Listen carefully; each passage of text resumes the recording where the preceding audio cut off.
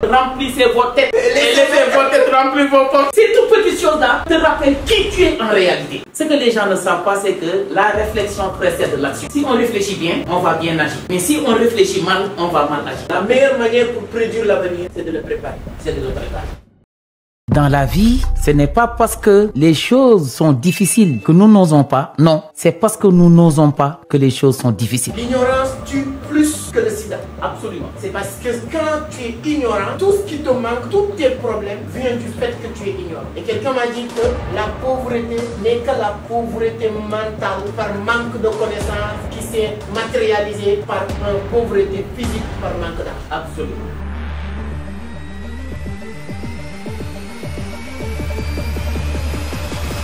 Alors, comme vous le savez, hein, c'est toujours un plaisir de vous retrouver. Et surtout aujourd'hui, vous l'avez demandé, hein, le retour de docteur sur le plateau Entreprendre Autrement.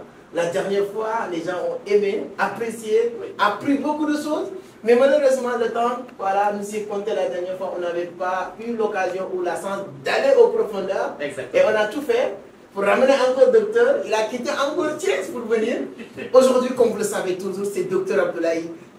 C'est normal, avec lui on apprend beaucoup de choses. Aujourd'hui on va parler, on va pousser le curseur plus loin, hein? C'est-à-dire qu'aujourd'hui on va aller aux profondeurs. Ceux qui n'ont pas regardé la première partie, je vous le conseille d'aller à la fin de cette vidéo de le regarder parce que sinon vous n'allez pas comprendre parce qu'on a quitté, c'est-à-dire qu'en haut pour monter au ciel. Parce que plus qu'on va aller, vous allez comprendre que le niveau va être très très élevé. Docteur, c'est encore un grand plaisir pour moi de vous retrouver encore sur Entreprendre Autrement. La dernière fois, on a aimé, apprécié, adoré, appris beaucoup de choses. Donc, welcome encore. Donc, ce que je vais vous dire, c'est la coutume au niveau de YouTube. Il y aura forcément une ou deux personnes qui vont tomber encore une fois pour la première fois sur Dr Abdoulaye Idrissa Dieye. Présente-toi, hein. Prends ton temps, comme j'ai dit la dernière fois, on a le temps. D'accord. Vraiment, merci beaucoup, très cher Amadou. C'est un plaisir incommensurable qu'on nous saurait mesurer. Vraiment que j'éprouve en venant ici à Dakar vous rencontrer. C'est un double plaisir déjà de venir à Dakar, donc faire une émission. Mais le second plaisir, c'est que je vais rencontrer un frère, je vais rencontrer un ami, je vais rencontrer quelqu'un qui est exceptionnel, quelqu'un qui est très bien et qui est en train de faire son bonhomme de chemin, surtout avec les moyens du bord. Et tous les résultats, il les donne à la jeunesse, il les donne au Sénégal, il les donne à l'Afrique. C'est la raison fondamentale aujourd'hui, je suis vraiment très content. Et vous avez dû lire à travers mon visage vraiment la joie qui m'habite, la joie qui m'envahit aujourd'hui. Et c'est un plaisir. Donc je me nomme Abdoulaye Idrissa Dieye, je suis enseignant-chercheur, je suis titulaire d'un doctorat de sociologie à Gaston Berger et d'un doctorat d'anthropologie à l'université de Paris 8. Donc quand j'ai soutenu ma thèse, comme Amadou, qui est foncièrement africain, je leur ai dit, moi je rentre au Sénégal. Ils m'ont dit, pourquoi rentrer au Sénégal? Je leur dis, l'heure du Sénégal a sonné. Et si tout le monde quitte le Sénégal comme la peste, fuit le Sénégal comme un pays atteint de peste, mais qui va le développer? C'est la raison fondamentale pour laquelle j'ai fait le pari de rentrer au Sénégal et d'essayer modestement, avec les moyens du bord, donc de contribuer à l'effort de développement national. Ah, c'est formidable. C'est rien à ajouter aujourd'hui. Vous êtes aussi professeur à l'université aussi, Cheikh Ahmadou Bamba de Thiès. Oui. Vraiment, vous apportez énormément de choses au Sénégal. Et j'espère que vous aimez le Casamance. Hein? Exactement. Ah, ok, c'est un bon nom. Hein? La Casamance, c'est mon fief. J'ai enseigné pendant 4 ans à l'université Assane Seck de Ziguinchor. De Ziguinchor, oui. À cette eau-là, moi j'aime bien, donc je pense que les Sénégalais aiment aussi très bien. Alors, je vais commencer par une question. Parce que, ne vous inquiétez pas, on ne va même pas finir. Mais ce qu'on va partager avec vous aujourd'hui, ce sera du lore. Professeur, la méditation, c'est quelque chose d'important sur l'homme. Donc il y a beaucoup de questions sur l'entrepreneuriat, dans la vie humaine. Mais c'est des choses, moi, que je dis souvent. L'homme doit souvent se retourner en lui-même pour se ressourcer. Souvent, la spiritualité, chacun a sa manière de le faire. Mais c'est important. Comment, selon toi, hein, la construction de la personnalité d'une personne à travers la méditation, à travers la science, l'éthique, si tu avais quelque chose à nous apprendre, parce que nous, on sait qu'avec toi, c'est-à-dire que les questions que j'ai l'habitude de poser, et toi, c'est pas la même chose. Les gens, souvent, je leur pose des questions qui me donnent des réponses. Mais avec toi, je le pose d'une manière que tu nous apprends. Donc, c'est ça la différence. C'est pourquoi j'ai écrit les choses comme ça. Merci beaucoup, très chers amis et frères. Vous savez, ici, donc, on est en train d'échanger. C'est une émission pendant laquelle, et ce sera une exclusivité, Dr Dieu également aura un certain nombre de questions Exactement. à poser à mon très cher frère, parce qu'on a besoin de savoir là où est passé Moussé Seck pour être ce qu'il est devenu. Exactement. Donc, modestement, pour qu'il puisse servir de modèle et de référence à la jeunesse sénégalaise qui est en train de se chercher elle-même. Vous savez, Amadou, quand le nouveau-né vient au monde, son premier réflexe, c'est de crier. Pourquoi? Parce qu'il a quitté son petit paradis. Le ventre maternel, il ne payait pas de location, il n'achetait pas à manger, on lui servait tout et gratuitement. Donc, le ventre maternel était devenu un tout petit paradis pour le nourrisson, pour le nouveau-né. Maintenant, lorsqu'il est expulsé, il va descendre sur une terre où il ne connaît personne, où il ne veut saluer personne. C'est la raison pour laquelle il ferme ses toutes petites mains, comme ça. Le bébé, quand il vient au monde, il est comme ça. Ça veut dire, laissez-moi tranquille, donnez-moi la paix pour ne pas prononcer un gros mot, laissez-moi tranquille, je ne vous salue pas, je ne vous connais pas, qui êtes-vous?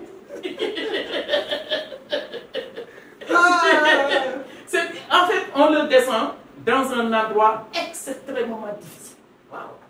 Où il n'y a que des peines, des privations, des illusions, des malheurs, des difficultés, des crises. Et c'est dans cette atmosphère-là, assez difficile, qu'évolue l'individu. On est en permanence dérangé, on est en permanence perturbé, on est en permanence déstabilisé. Et l'homme, il a tout en lui. Des fois, tu sors pour chercher du réconfort, alors que ce réconfort-là, si tu creuses beaucoup plus loin, tu l'as à l'intérieur de toi. C'est-à-dire, si tu te mets dans ton coin, tu écoutes une toute petite belle musique que tu as l'habitude d'écouter. Tu suis un tout petit documentaire instructif. Tu te rappelles un certain nombre d'ingrédients moraux, de citations, de belles citations, qui t'incitent à la connaissance telle que remplissez vos têtes et laissez vos têtes remplir vos poches. Ces toutes petites choses-là te rappellent qui tu es en réalité. Et ce que tu étais sorti chercher d'or, finalement, tu le retrouves en étant connecté à toi-même. Vous savez, un téléphone portable qui n'est pas connecté ne peut pas émettre des messages WhatsApp, fondamentalement. Donc, l'individu, il a besoin de temps en temps de s'esseler, de se recroqueviller dans un coin, téléphone portable éteint, ordinateur déconnecté, tout. Il ne répond même pas au téléphone. Et là, il se pose un certain nombre de questions fondamentales de vie. Qui suis-je en réalité?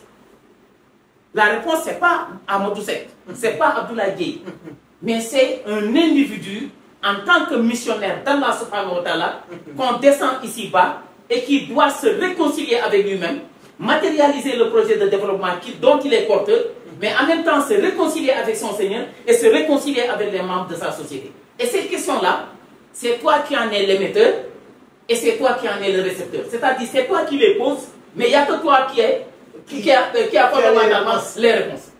Et la méditation te connecte avec toi-même. La méditation te réconcilie avec toi-même. Cher Ahmadou, quand tu es dans un coin et que tu médites, tu te dégonfles.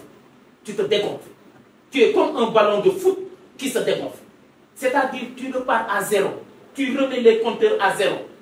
Et là, c'est un nouvel air, un air d'inspiration, un air de remotivation, un air de reconscientisation qui va maintenant venir t'habiter.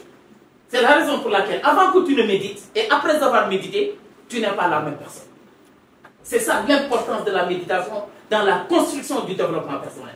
Et surtout, le moment idéal pour méditer, c'est en pleine nuit, lorsque tout le monde dort. Vous savez qu'entre 3h et 5h du matin, celui qui te devance, celui qui est devant toi, c'est juste parce que entre 3h et 5h du matin, il veille. Et que toi, tu es en train de dormir. C'est la seule différence. Et il y a l'adage français qui le dit, c'est pendant la nuit que l'on prend des vitamines.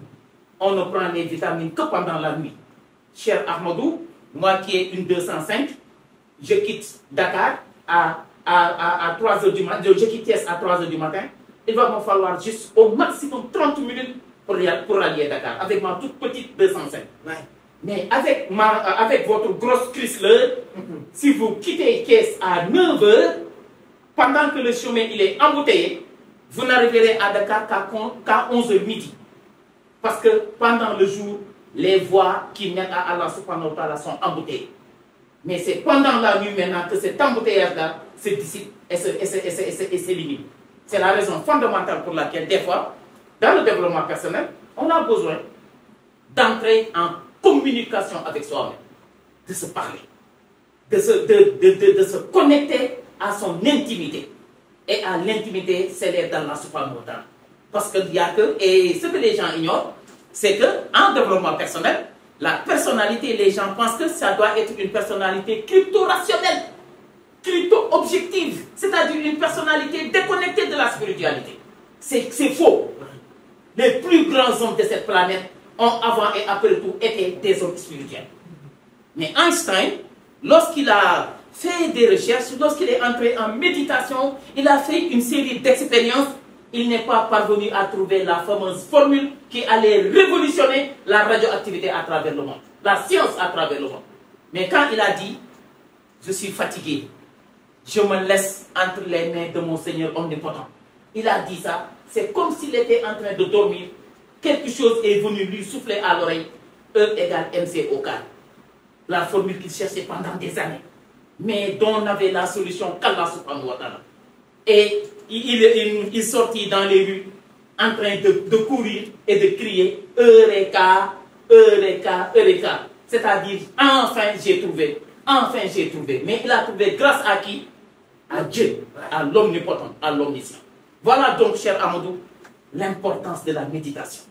Il faut non seulement pratiquer la méditation, mais la pédagogie par l'exemple, inciter nos enfants à pratiquer eux aussi la méditation. Ça nous connecte avec nous-mêmes, ça nous réconcilie avec nous-mêmes.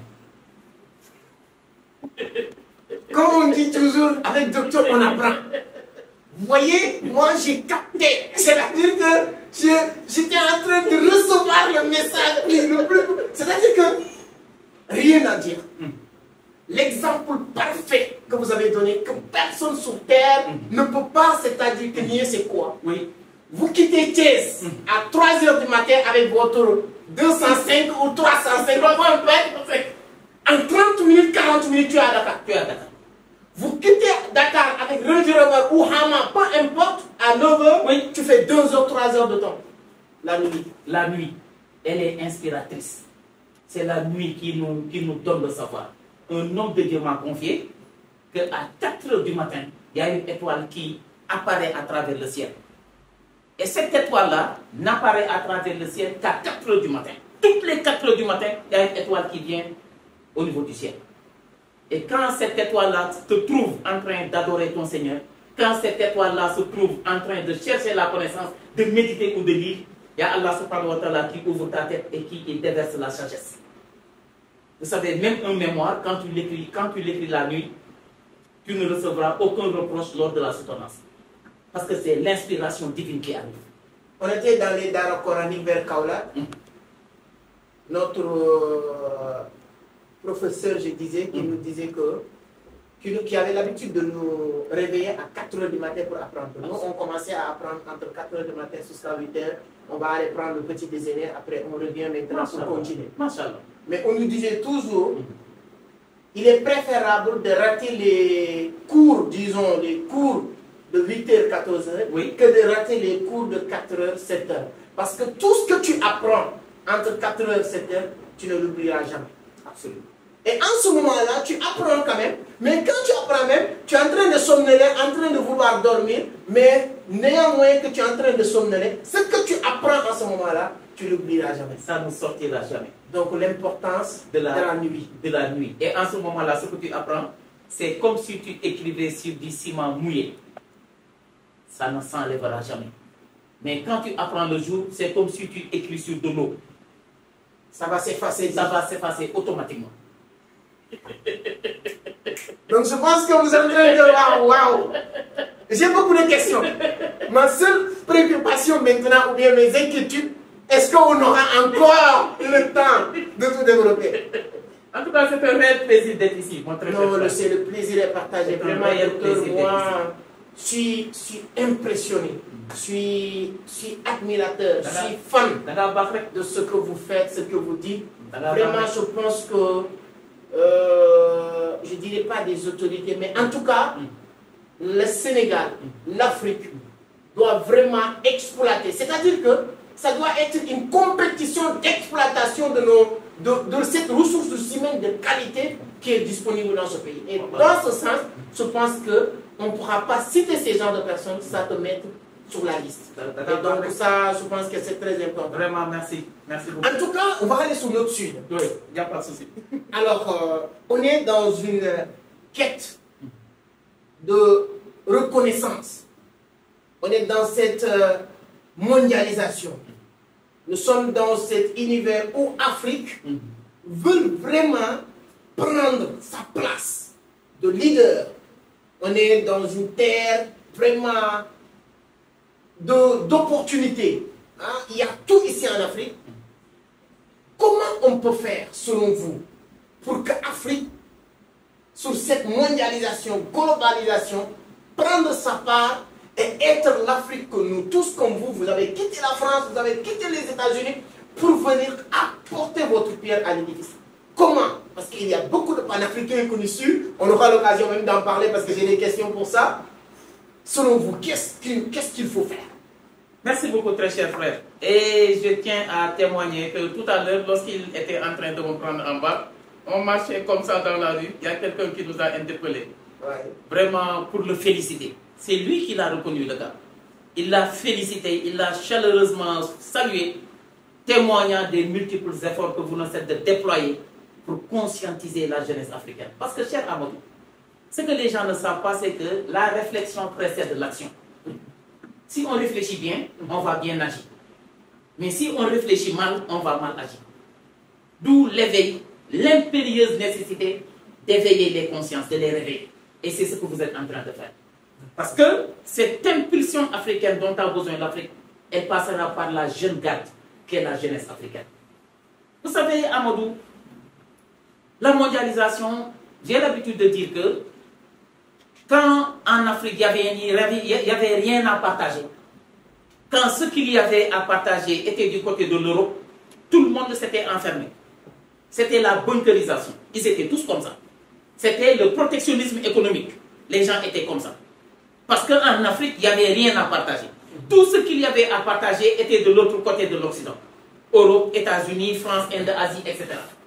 Mais quand le tour de l'Afrique est venu, et que la balle a changé de camp, et que maintenant tout ce qu'il y a à partager est venu du côté de l'Afrique, on demande maintenant à tout le monde de s'ouvrir. Mais quand il y avait des choses à partager de l'autre côté, les gens c'était comme c'était enfermé. C'est ça. Avec une politique protectionniste assez acerbe et assez exacerbée. Mais maintenant, vous savez, très cher Amadou, l'heure de l'Afrique a sonné. Mais les Africains n'ont pas entendu le son de cloche. L'heure de l'Afrique a sonné, mais les Africains n'ont pas entendu le son de cloche. Cher Amadou, je ne vois pas un continent qui serait capable de résister à 400 ans de traite négrière et d'esclavage. 400 ans. 350, 400 ans de traite négrière et d'esclavage. L'Afrique a résisté à ce fléau intercontinental. C'est pas fini. Plus de 200 millions reportés. Plus de 200 millions qui ont été déportés. Imaginez-vous cette problème. Et en plus de cela, on pensait que les choses allaient s'arrêter là. On nous fit entrer dans une phase interminable de colonisation.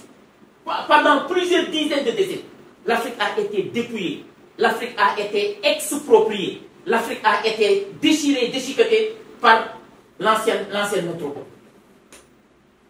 On pensait, après les indépendances, vers les années 60, on pensait que ça allait se terminer. Et on nous fit rentrer à nouveau dans une phase interminable de néocolonialisme. Et c'est ce que nous sommes en train de vivre jusqu'à présent. La néocolonisation. C'est la continuation de la colonisation par d'autres moyens. C'est ça qu'on appelle le néocolonialisme. C'est-à-dire le colonialisme dans sa nouvelle version. Néo. Quand vous entendez dire avion 380 néo, c'est la nouvelle version de l'avion 380. Donc, néocolonialisme, c'est la colonisation qui est en train toujours d'être continuée, mais sous d'autres formes. Merci beaucoup. Et l'Afrique est toujours là, debout. Elle n'a pas fléchi, elle n'est pas décédée, elle n'est pas morte, elle n'a pas signé son certificat de décès. C'est la raison fondamentale pour laquelle, au niveau physique, au niveau sportif, au niveau mondial, dans les grands stades, les Africains sont les meilleurs sportifs au monde. Parce que le Zahir symbolise le bâti. Étant donné que du point de vue bâti, c'est des êtres exceptionnels, cela va se traduire même sur le terrain du sport, dans les terrains de foot, etc. Sur les terrains de foot, etc. Pour dire, la mondialisation, c'est une philosophie nouvelle qui cherche à interconnecter, à harmoniser et à uniformiser l'ensemble des systèmes à l'échelle planétaire. C'est ça la mondialisation. Elle est venue créer des passerelles entre tous les systèmes à l'échelle mondiale. C'est-à-dire, on a 4 types de mondialisation. La mondialisation politique, la mondialisation économique et financière, la mondialisation socioculturelle et la mondialisation de l'information et de la communication. 4 types de mondialisation. Et l'Afrique doit prendre la balle au rebond. Il y a un certain nombre de conditionnalités qui, si l'Afrique ne les réunit pas, ne les remplit pas, elle risque de périr dans ce jeu extrêmement dangereux de la mondialisation. On va arriver à cela. Dans la mondialisation économique et financière, cher Amadou, c'est le libre-échange. C'est la libre circulation des produits, des biens et des marchandises à l'échelle mondiale. C'est la fonte des barrières tarifaires. C'est la fonte des tarifs douaniers. On est dans une économie monde avec le développement des exportations et des importations, avec la création d'une économie universelle, avec un marché international.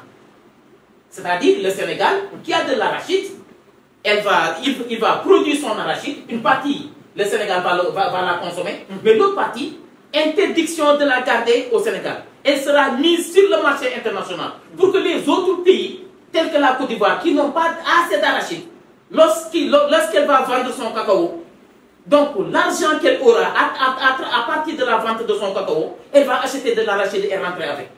Le Sénégal qui n'a pas de cacao, lorsqu'elle va vendre sa partie-là d'arachide, il va acheter du cacao et rentrer avec au niveau du Sénégal. C'est ça les échanges. Le développement des importations, le développement des exportations. Au plan politique, la mondialisation, c'est la démocratisation des États. C'est fini les dictatures, c'est fini les dinosaures politiques. C'est-à-dire, vous devez convertir votre système politique en système démocratique, sinon vous périssez. Mugabe, Kadhafi, Djamé, ils sont tous partis. Saddam Hussein, ils sont tous partis. Parce qu'étant taxés de régime monarchique, antidémocratique.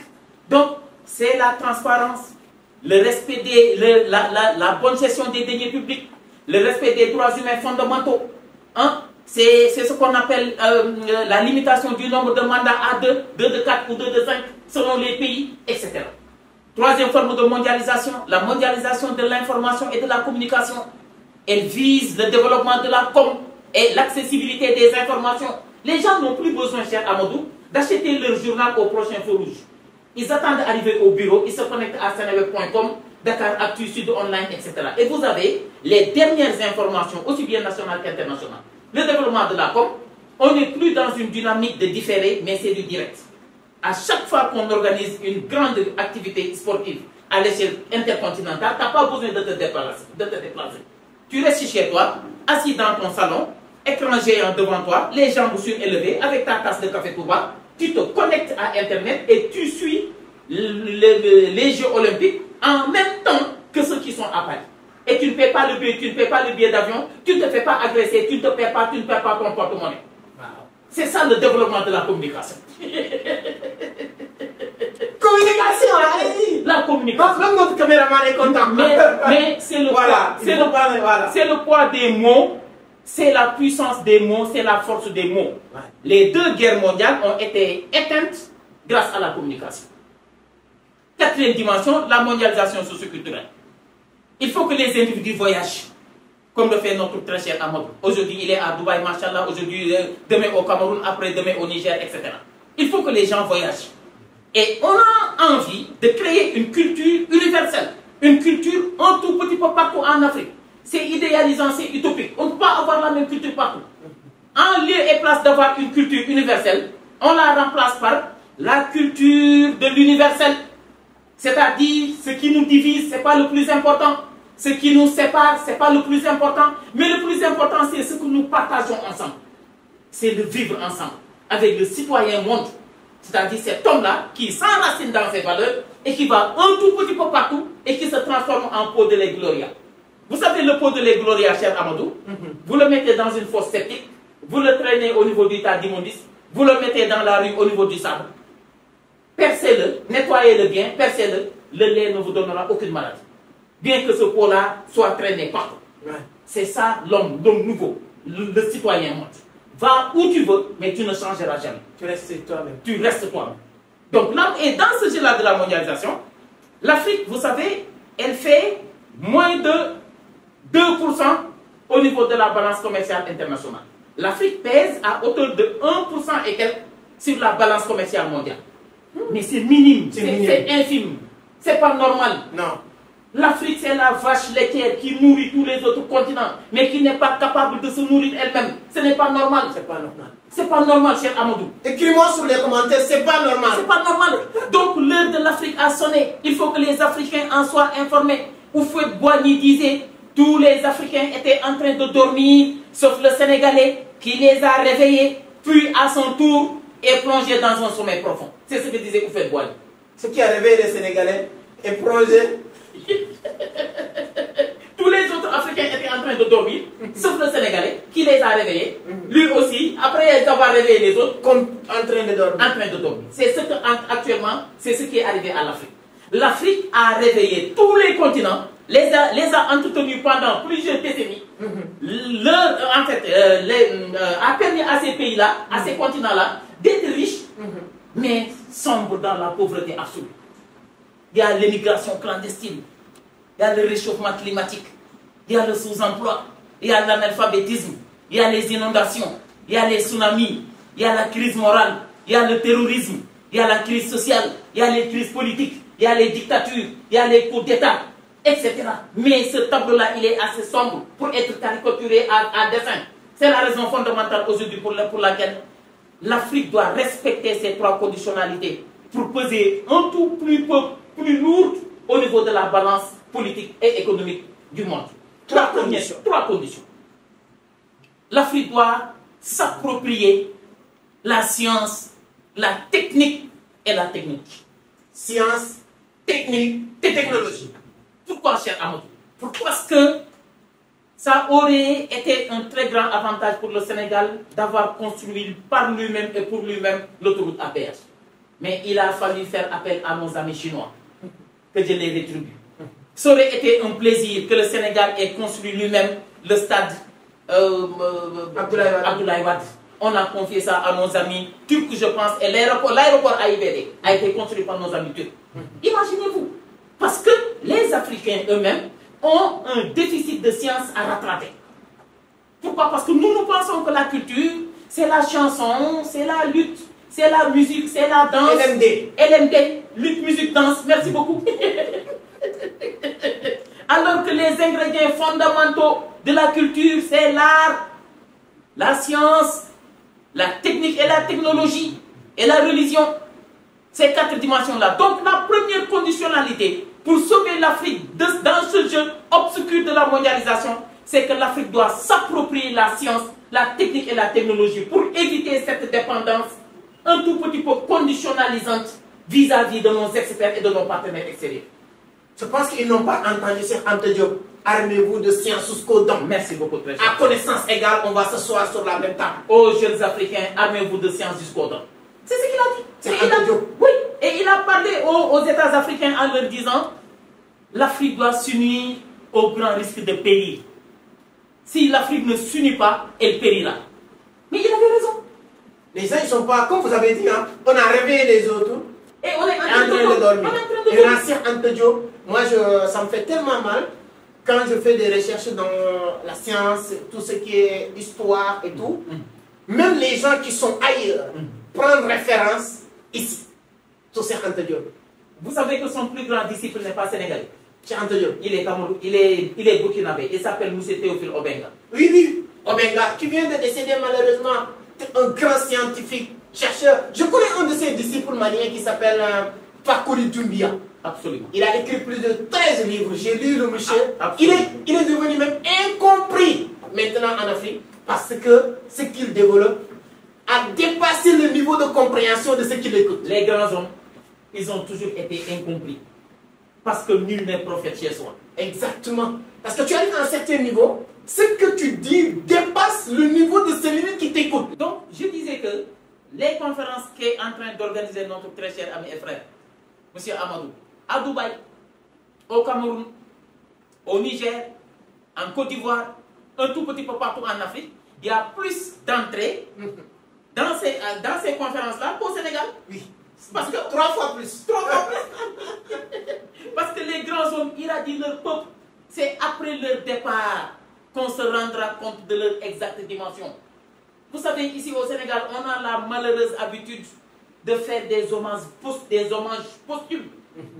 On attend le départ de la personne, on attend le décès, entre guillemets, de la personne, pour peser sur le cercueil des mots, jusqu'à ce que le cercueil soit alourdi de mots. Et on pouvait faire ça à son vivant. À son vivant. De son vivant, il fallait faire ça. Donc, il est là en train de faire de très bonnes choses dans les pays voisins, mais au niveau de son pays, il est incompris. Donc, les grands hommes irradient leur peuple. Mais heureusement, ils n'ont qu'une seule satisfaction, c'est d'avoir été au service exclusif de leur Seigneur. Ouais. Donc, qui est leur boss et qui les rétribue. Il n'y a que ça. C'est très intéressant. C'est très intéressant. En tout cas, c'est Anta Diop. Non, je ne te coupe pas. Je n'ai même pas quoi dire parce que il est exceptionnel aussi, c'est Anta Diop. Absolument. Moi, j'ai eu la chance de parler sur Tietou, sur cet homme pour dire à quel point que je crois à cet homme, ce qu'il a fait, mais malheureusement, il était incompris. Mais heureusement, malheureusement, il était incompris, mais heureusement, il a écrit tout et nous laisser avec ses écrits. Absolument. Et vous dire que bye bye. Mais vous avez ce que j'ai, tout ce qu'il disait. Je pars, mais je ne pars pas. Je suis là avec vous. Je suis là avec vous. Et quand vous lisez Civilisation ou Barbarie, tu comprends beaucoup de choses. Nation nègre et culture, qui est sa thèse de doctorat publiée en ouvrage. Oui. Non, vraiment, vraiment, on a tout ce qu'il nous faut en Afrique. Mais malheureusement, comme on dit, hein, sur la mondialisation, c'est-à-dire qu'on pouvait encore continuer. Comme je l'ai dit, hein, avec Docteur, on apprend. C'est une école. Hein, je lui laisse même souffler 30 secondes parce que là, j'ai d'autres questions. Mais voilà, tu peux prendre le Casamance. Hein. Aujourd'hui, on est avec Casamance. Merci, hein, merci. Alors, vraiment, je pense que vous êtes en train d'apprendre énormément de choses. Il n'y a pas quelque chose de beaucoup plus utile, beaucoup plus important que la connaissance. Quand vous écoutez le docteur, on n'a pas envie d'arrêter. Toi qui es en train de regarder, dis sous les commentaires la vérité. Prenez votre temps à écrire vraiment une bonne... Je vais faire même quelque chose qu'on a commencé à faire. Les 3 meilleurs commentaires, moi personnellement, j'ai décidé de leur offrir chacun $50. Mohamed va s'occuper de ça. Donc, s'il vous plaît, écrivez des commentaires que le docteur va voir pour savoir que ce qu'il est en train de faire n'est pas inutile. Donc, même si ce n'est pas le monde, parce que ces arts de choses méritent des millions de vues. Malheureusement, c'est les danses, les musiques qui font des millions de vues. Je n'ai rien contre, mais pour vous dire, il l'a dit tout de suite. Ce que l'Afrique doit faire pour rattraper ces gars, c'est de se concentrer sur la science, la technique et la technologie. Et les 2 autres conditions, pour aller très vite, la deuxième condition, c'est s'enraciner dans ces valeurs socioculturelles de base. On ne peut pas, Amadou, le lundi être un Américain, le mardi on est chinois, le mercredi on est japonais, le jeudi on est indien, et le vendredi on est sénégalais. Non, ça ne marchera pas. Ça ne marchera pas. On a une identité culturelle qui fait partie des meilleures. Nous devons la préserver, nous devons la renforcer. Vous savez, le seul défi du Sénégal et de l'Afrique, ce n'est ni le développement, ni l'émergence, mais c'est de renouer avec ses racines socioculturelles de base. C'est ça, si ce préalable-là, il est bien établi, il est bien installé, le développement et l'émergence viendront tout seuls. Parce qu'il y a la culture du développement. Cher Amadou, pour que l'économie émerge, encore une fois, il faut que les mentalités émergent d'abord. pour que l'économie puisse se développer, il faut que les mentalités se développent d'abord. C'est ce qu'il dit assez souvent, un proverbe qu'il a lui-même créé, remplissez les têtes et laissez les têtes remplir vos poches. Troisième condition, l'Afrique doit avoir une vision. Une nouvelle vision du monde. Une nouvelle vision des réalités. C'est-à-dire changer d'échelle. Laisser nos mentalités se développer. Voilà les trois conditions, cher Amadou, qui aujourd'hui, l'Afrique doit renverser la tendance consistant à être la vache laitière du monde. L'Afrique ne doit pas continuer à nourrir le monde alors qu'elle meurt de faim. Ce n'est plus normal.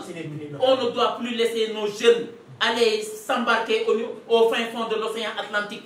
Aujourd'hui, le plus grand cimetière mondial, c'est la Méditerranée. Ce n'est plus normal, ce n'est plus excusable. C'est la raison pour laquelle, avec cette jeune équipe politique au Sénégal, l'espoir est permis, cher Amadou. En tout cas, on a le droit d'avoir l'espoir, mais à condition de ce qu'il vient de dire. Mes chers amis, cherchez la connaissance. Hein? Ça, c'est pas des inventions. On nous disait que le prophète disait à ses disciples, allez chercher la connaissance jusqu'en Chine. Absolument. Il ne connaissait même pas la Chine, mais pour dire la dimension et l'importance d'aller partout chercher la connaissance. Absolument. Et là, quand tu comprends ça, tu écoutes, même les gens que vous écoutez, la seule chose qui vous pousse à écouter jusqu'au bout, c'est la connaissance et la pertinence de ce qu'ils sont en train de dire. Et tu ne peux pas être pertinent si tu n'as rien dans la tête parce que tu vas raconter que du sarabia. Donc on est très très content encore, docteur. C'est toujours un plaisir. Je vous le dis vraiment, c'est sincère. Moi, personnellement, j'apprends. Quand je t'écoute, ça me fait énormément plaisir. Vraiment, ça rentre au plus profond de mon cœur. C'est partagé. Vraiment. Et je pense que 90% des gens qui nous suivent, c'est aussi de la même manière. Vraiment, merci. Et là, on va faire... Je voulais entrer sur l'entrepreneuriat. On est dans une audience entrepreneuriale. Absolument. Il y a beaucoup de choses à dire. J'ai aussi mes images, comme d'habitude. Je ne peux pas avoir mes invités de marque sans avoir mes deux images et on va commenter les images. Absolument. Mais si on va faire une transition sur l'immigration.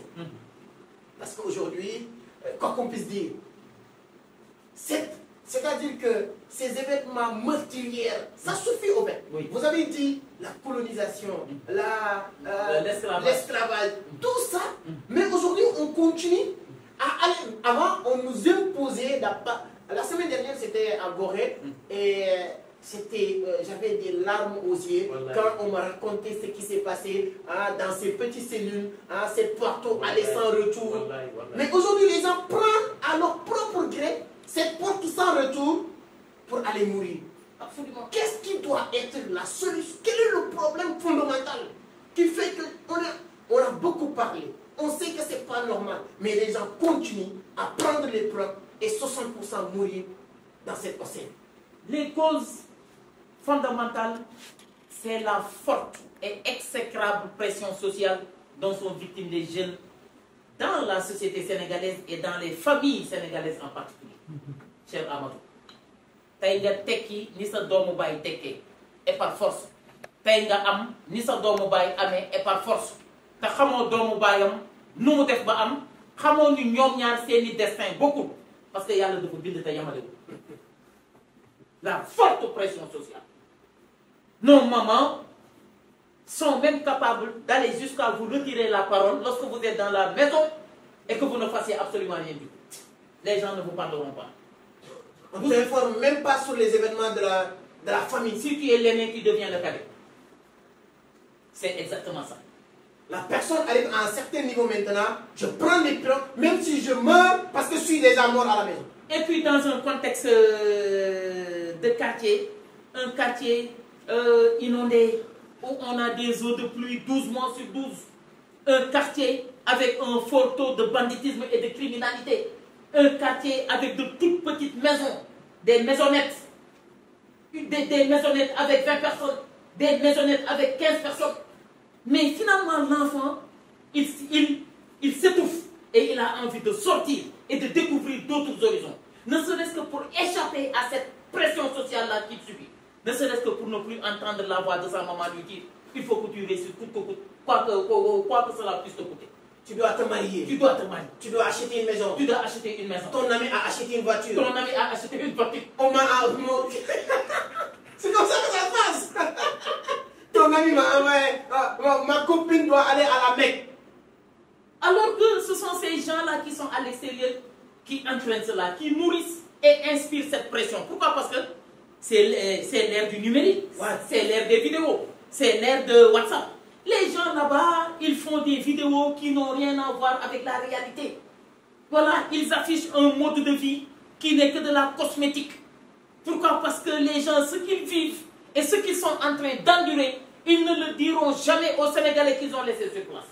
Au Sénégal, ils ne le diront jamais. Je vais vous confirmer ça. Oui, allez-y. Toutes les personnes qui ont des frères ou sœurs à l'extérieur, ils n'ont qu'à leur demander quel est leur plus grand projet. C'est de rentrer. Absolument. J'ai eu la chance et l'occasion de coacher, d'accompagner des centaines de personnes qui sont aux États-Unis, au Canada, en France, des femmes, des hommes. Leur seule occupation actuellement, c'est comment rentrer. La seule chose qui fait qu'ils n'ont pas encore rentré, ils ne savent pas quoi faire. S'ils sont en train de regarder, ils vont écrire sur les commentaires, ils savent que je dis la vérité. Quand j'étais étudiant en France, à Paris, à côté de la porte de la chapelle, j'habitais là-bas à l'époque, il y avait un noir qui avait atteint un taux de déperdition, de galère extraordinaire. Un jour, j'avais l'habitude de passer à côté de lui. Un jour, je passe à côté de lui, je l'entends parler wolof. Je m'approche de lui. Il me dit, je suis sénégalais. J'ai fait 15 ans en Europe, je n'ai pas réussi. Mais je n'ose pas retourner au Sénégal, à l'état-là, dans cet état-là dans lequel je suis, et aller là-bas, rentrer comme quelqu'un qui n'a pas réussi, comme quelqu'un qui a échoué. Je serais mal à l'aise au niveau des semblables. C'est la raison pour laquelle il me dit, je préfère rester à Paris et mourir que de rentrer au Sénégal les métiers. Imaginez-vous, cher Amadou. Parce qu'à Paris ou aux États-Unis, il n'y a pas beaucoup de débrouillard. Tu as un salaire, tu te limites à ce salaire. 2000 $, c'est les gens qui gagnent 2000 $, 2000 €, c'est beaucoup. Absolument. C'est pas tout le monde. Absolument. Et 2000 € avec tout ce train de vie. Mais il ne restera quasiment pas grand-chose. On ne dit pas que aller en Europe, c'est pas bon. On ne dit pas que toutes les personnes qui sont en Europe ne peuvent pas réussir.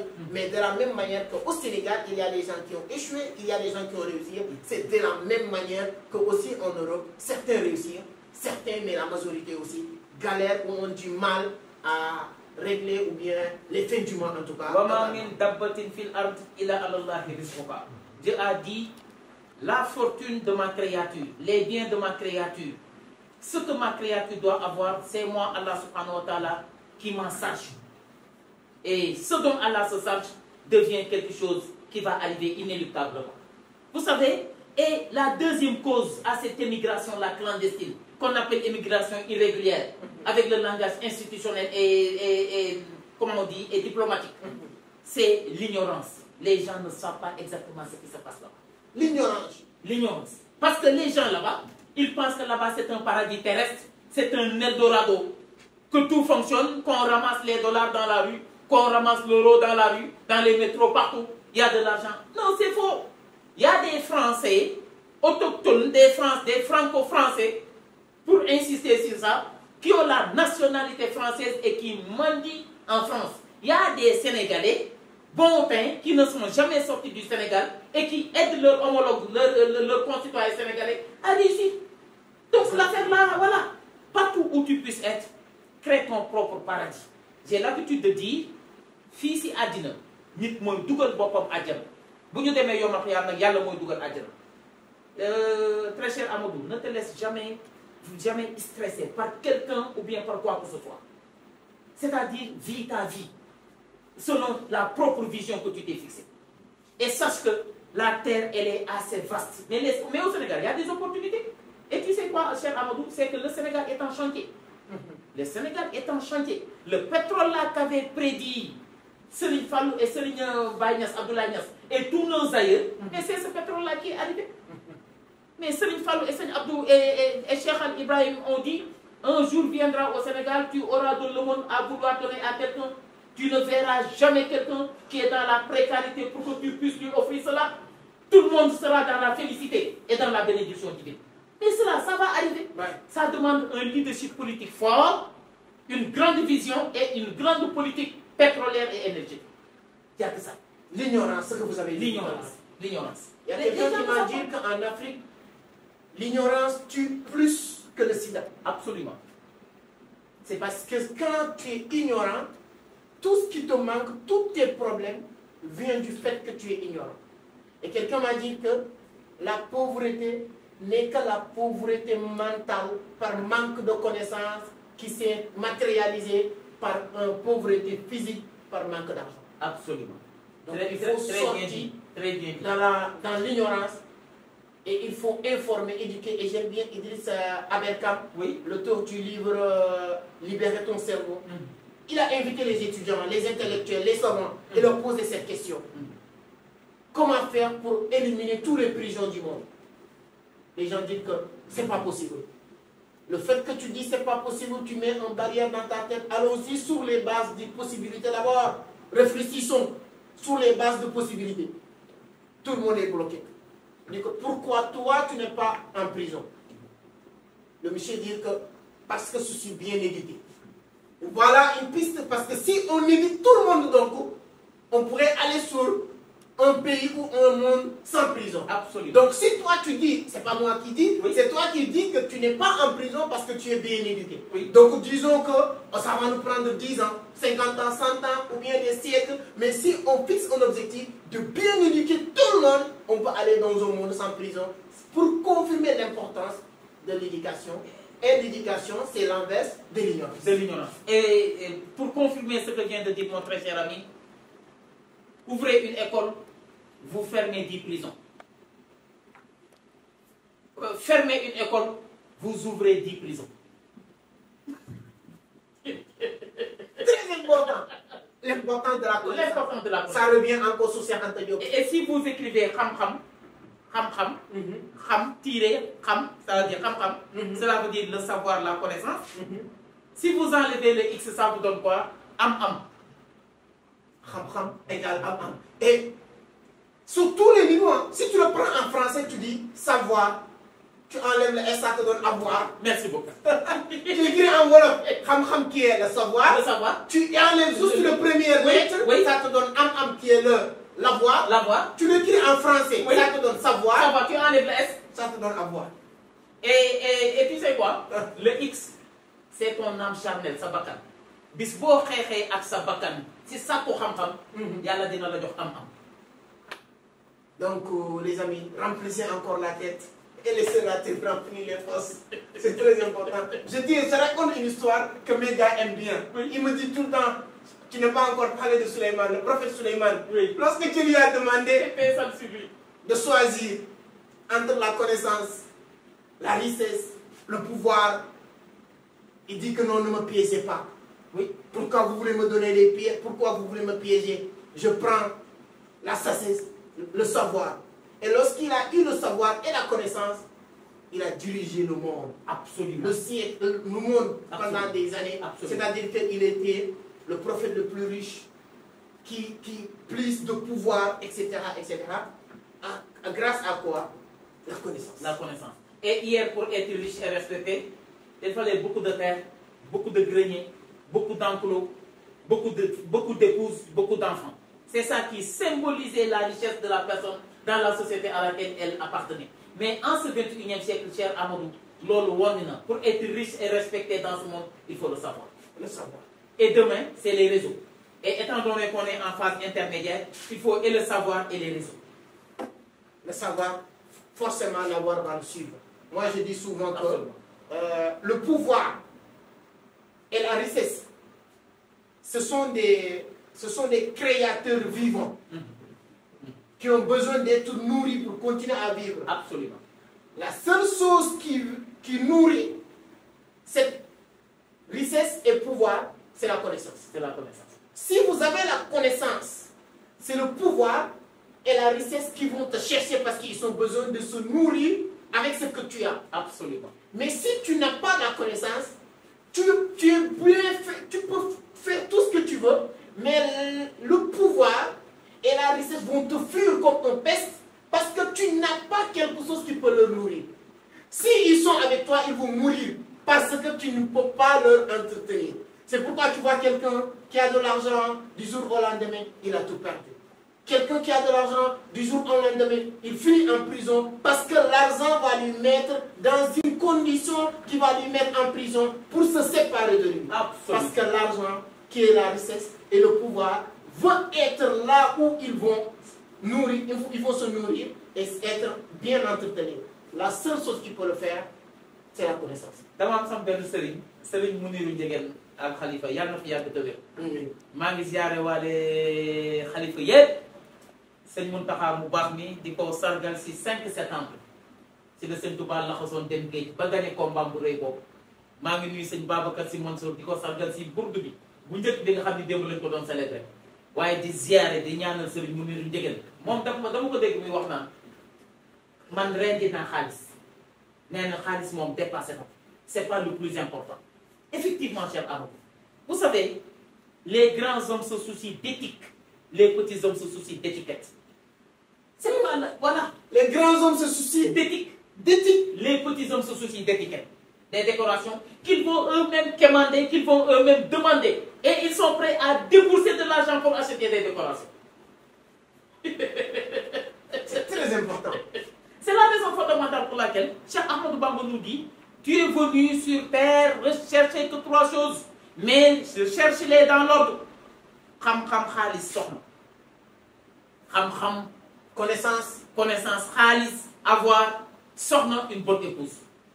Quand tu commences par la bonne épouse sans argent elle va te quitter parce que tu n'as rien à lui donner. Tu ne peux pas l'entretenir correctement. Quand tu commences par l'argent quelqu'un de plus rusé, de plus expérimenté, de plus savant que toi, va venir te tromper et prendre l'argent. C'est la raison pour laquelle Sëñ Touba il dit xam-xam xaalis soxna. Il faut l'argent. L'argent. Tu sais que de temps en temps j'ai envie d'être ivoirien. Comme j'aime bien la tchéké. Mon frère, l'argent, le Dieu, le khalis, le dalasi. Tout le monde est d'accord que c'est important. C'est très important, mon très cher. Quelqu'un peut te quitter, c'est pas parce qu'elle t'aime pas, mais les conditions ne sont pas réunies pour qu'elle reste avec toi. Absolument. Il y a l'amour qui est là, mais non accompagné par l'argent. Nos ancêtres, quand tu partais pour avoir de femmes, pour te donner ta femme, on te disait, si c'était juste pour manger, il y a de manger ici, mais on te donne une femme pour que nga dëkkal ko woddu ko absolument dëkkal ko c'est-à-dire que tu dois la loger dundal ko tu dois la nourrir absolument woddu ko tu dois l'habiller. Absolument. Quand on nous donnait des femmes, nos ancêtres, je ne suis pas vieux, mais on fait des recherches. On disait à nos grands-pères, pour qu'ils partaient prendre leur femme, on leur disait que si on te donne cette épouse, c'est pour 3 raisons. Tu dois la loger, tu dois la nourrir, tu dois l'habiller.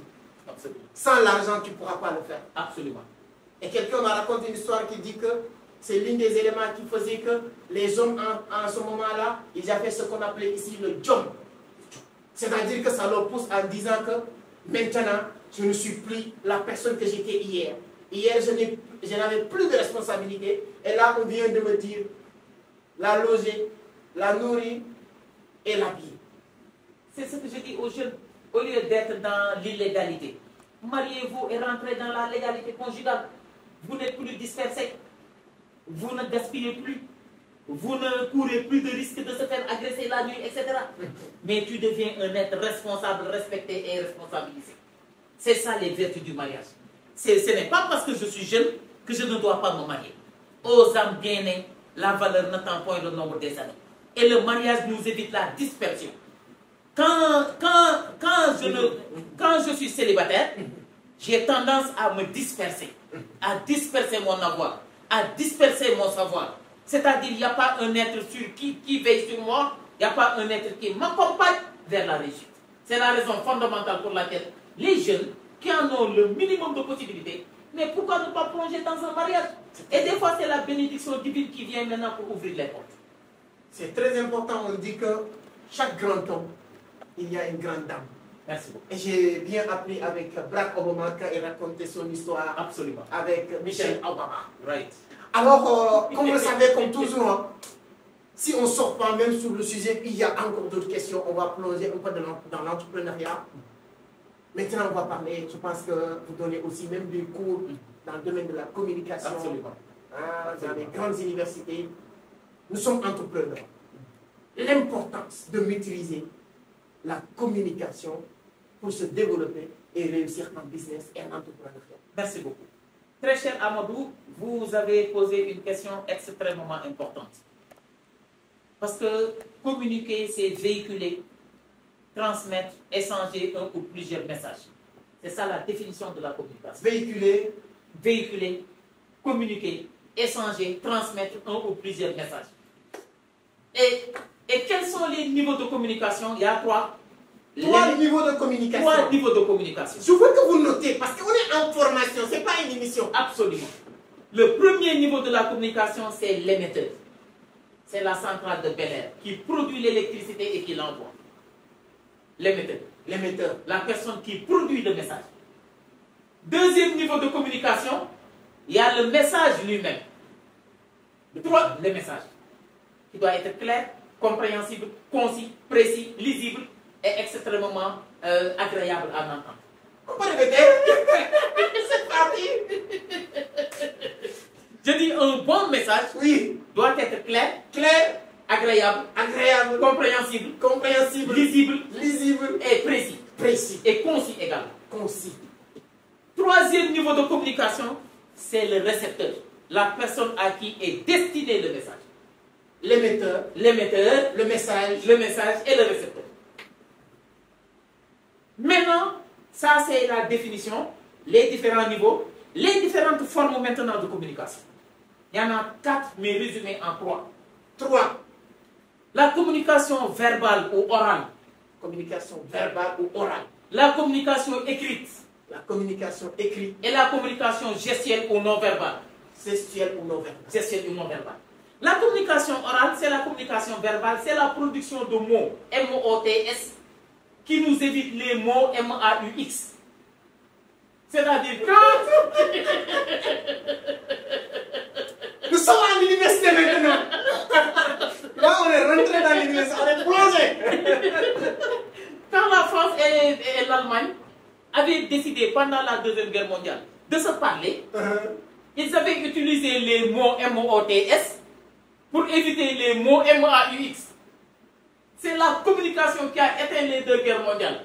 C'est la puissance des mots, c'est la force des mots, c'est la pesanteur des mots, c'est le poids des mots. Maintenant, quand Amadou et moi se parlent, on ne va pas en venir au point. Parce qu'on se sera écouté, on se sera entendu, on se sera compris, on se sera excusé, on se sera pardonné et on serait passé à l'essentiel, à d'autres choses. Donc la communication. Mais dans le domaine de l'entrepreneuriat, vous savez Amadou, la communication est devenue une astuce stratégique majeure. C'est une astuce stratégique majeure. Ou si vous voulez, une astuce managériale majeure. Amadou, tu as dû beaucoup souffrir lorsque tu étais à tes débuts, lorsque tu créais ta propre entreprise. On ne te connaissait pas. On ne connaissait pas tes produits. Qui payait tes chauffeurs? Toi-même. Qui payait tes charges? Toi-même. Qui payait tes salariés? Toi-même. Qui payait tes impôts? Toi-même. Alors que l'argent n'avait pas commencé à rentrer comme peut-être aujourd'hui, machallah, il a dû commencer à rentrer. Machallah, machallah. Donc cela veut dire quoi? Au début de mon aventure entrepreneuriale, les affaires balbutient. Elles n'ont pas un langage très clair, mais c'est comme un enfant de 1 an, 1 an et demi qui commence à parler. On ne le comprend pas. On ne comprend pas ce qu'il dit. Mais à force de détermination, à force de persévérance, à force de courage et de patience, ça va finir toujours par arriver. Les Américains, ils disent, le business, le début, c'est le chemin des pleurs. Voilà, le business, au début, le début, c'est le chemin des pleurs. C'est-à-dire, quand tu viens de créer ta propre entreprise, les gens ne vous connaissent pas, l'argent ne rentre pas. Mais vous êtes en train de pleurer dans votre coin. Mais vous n'allez pas abandonner. Vous n'allez pas abdiquer, vous n'allez pas renoncer, vous n'allez pas baisser les bras. Parce que baisser les bras, c'est s'enfoncer davantage. Mais être là en train de se battre, c'est émerger petit à petit. Et à force d'émerger, cran après cran, mais on finit par avoir la tête hors de l'eau. C'est ça le business. Donc quand je crée mon entreprise, ma toute petite entreprise, je dois disposer d'un système de communication interne, d'un système de communication externe. Le système de communication interne avec une information ascendante et une information descendante. Vous savez, l'information ascendante, ça quitte le down management pour aller au niveau du top management. Quand vous dirigez des gens, quand vous êtes à la tête des gens, vous devez les connaître. Vous devez connaître et comprendre leur mentalité et leur culture. C'est très important. Sinon, c'est des surprises et qui ne seront pas des meilleurs.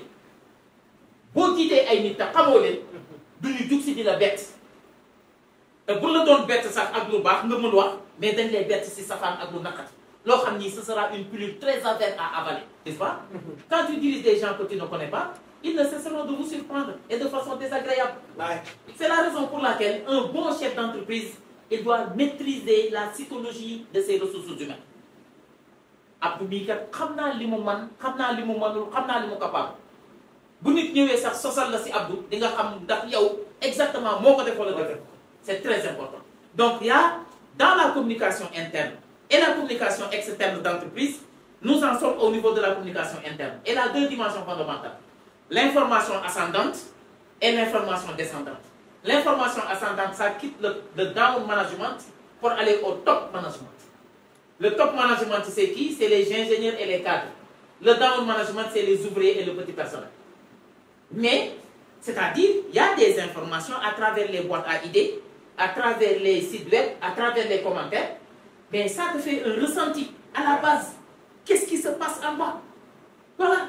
Comment le travail il est exécuté en bas? Quel est le niveau de motivation de mes RH en bas? Pour que demain, M. Seck ne vienne pas à l'entreprise et qu'il trouve tout le monde habillé en rouge. Voilà. Un bon manager, on ne le surprend pas. Il doit être sur le qui-vive. Il doit avoir un système interne d'information, comme l'a dit Keba Mbaye à son fils Abdou. Va sur le net, tape lettre de management du professeur Keba à son fils Abdou. Abdou Mbaye. Abdou, il a dit, tout ce que j'ai réussi à l'âge de 29 ans, à la tête de la Banque de l'Habitat du Sénégal, je le dois à la lettre que m'a adressée mon père et les conseils qu'elle contient. Je vais te donner l'adresse, je l'ai au niveau de mon téléphone. Ah, d'accord. Mais c'est le juge Keba Mbaye. C'est le juge international, M. Keba Mbaye. Il lui a dit, mets dans ton entreprise un système de consultation et un système d'information. Le système d'information, il est occulte. Il y a des gens qui vous disent ce qui se passe à la base. Parce que, M. Seck, vous n'êtes pas toujours en bas, ni dans les ateliers. Et pourtant, vous devez, pour bien gérer et bien planifier, vous devez savoir ce qui s'y passe. Il y a Abdou et Fatoumata qui se disputent un poste. À tout point de caractérisation, ils sont arrivés égaux, ex-égaux. Mais il y a des ingrédients qui vont les départager. Et ces ingrédients-là, si tu ne t'informes pas, tu ne les connaîtras jamais de la vie. Donc, l'information ascendante, ça quitte le down management pour aller au top management. Et on l'appelle l'information décisionnelle. Pourquoi? Parce que ça nous permet de prendre les bonnes décisions. Et il y a la deuxième forme d'information, c'est l'information descendante. Ça quitte le top pour aller au niveau du down. En termes de circulaire, en termes de notes d'information, en termes d'avis, en termes de décisions prises. Mais les décisions, si vous les prenez et que vous les séquestriez dans votre bureau, mais comment les gens en seront fondamental. C'est très important. Non, c'est une cour. Hein. Oui. Aujourd'hui, comme vous le savez, c'est un cours aussi magistral, comme d'habitude. L'information. Je vous demande de donner votre point de vue sur les commentaires. Moi, je ne sais pas quoi dire, mais c'est une formation qu'on a intérieure. L'information descendante, chers frères.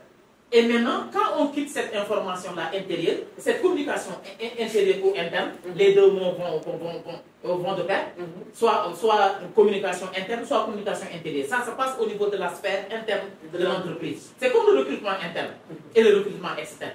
Dans le recrutement interne, ceux qui sont au dehors de l'entreprise ne sont pas concernés. Mais dans le recrutement externe, ceux qui travaillent déjà pour l'entreprise ne sont pas concernés. Mais il faut faire un mix. C'est ce qu'on appelle le recrutement hybride. Si vous devez prendre 20 personnes, prenez 10 de l'intérieur et 10 de l'extérieur.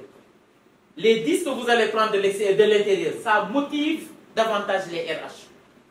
Parce que quand les personnes se sentent concernées par ce qui se passe, quand ils voient leur carrière évoluer, quand ils y trouvent leur compte, ça va les motiver davantage. Et le secret de la gestion des ressources humaines, c'est la motivation optimale du personnel. Quand les gens ils sont motivés, ils se donnent à fond, ils se dépassent, ils se surpassent, ils dépassent leurs limites. Mais dans le recrutement extérieur, ça permet quoi? La dernière expertise sortie sur le marché, la maîtrise des derniers logiciels, la dernière connaissance. Les gens qui vont sortir fraîchement des dernières promotions des universités, vous allez en recruter. Donc pour innover, merci. Merci pour innover. Donc vous motivez et vous innovez. C'est ça l'importance du recrutement interne et du recrutement externe. De cette même manière, il y a une communication interne et une communication externe. Et dans la communication externe, c'est entre l'entreprise et un certain nombre de partenaires clés. Et ces partenaires, c'est l'État, la société civile, les ONG, la clientèle, les partenaires sociaux, les fournisseurs. Je commence par les fournisseurs. Amadou, si vous avez une entreprise et que vous n'avez... Avant d'aller, je ne veux pas te couper. Allez-y, allez-y. Mais nos amis de Casamance, ou bien d'autres entreprises qui sont dans ce pays, que ce soit... Je fais la publicité gratuitement. Il y a Sonatel, j'enlève même ça pour leur parler. Absolument. Il y a Sonatel. Il y a grande entreprise au Sénégal. Au Sénégal.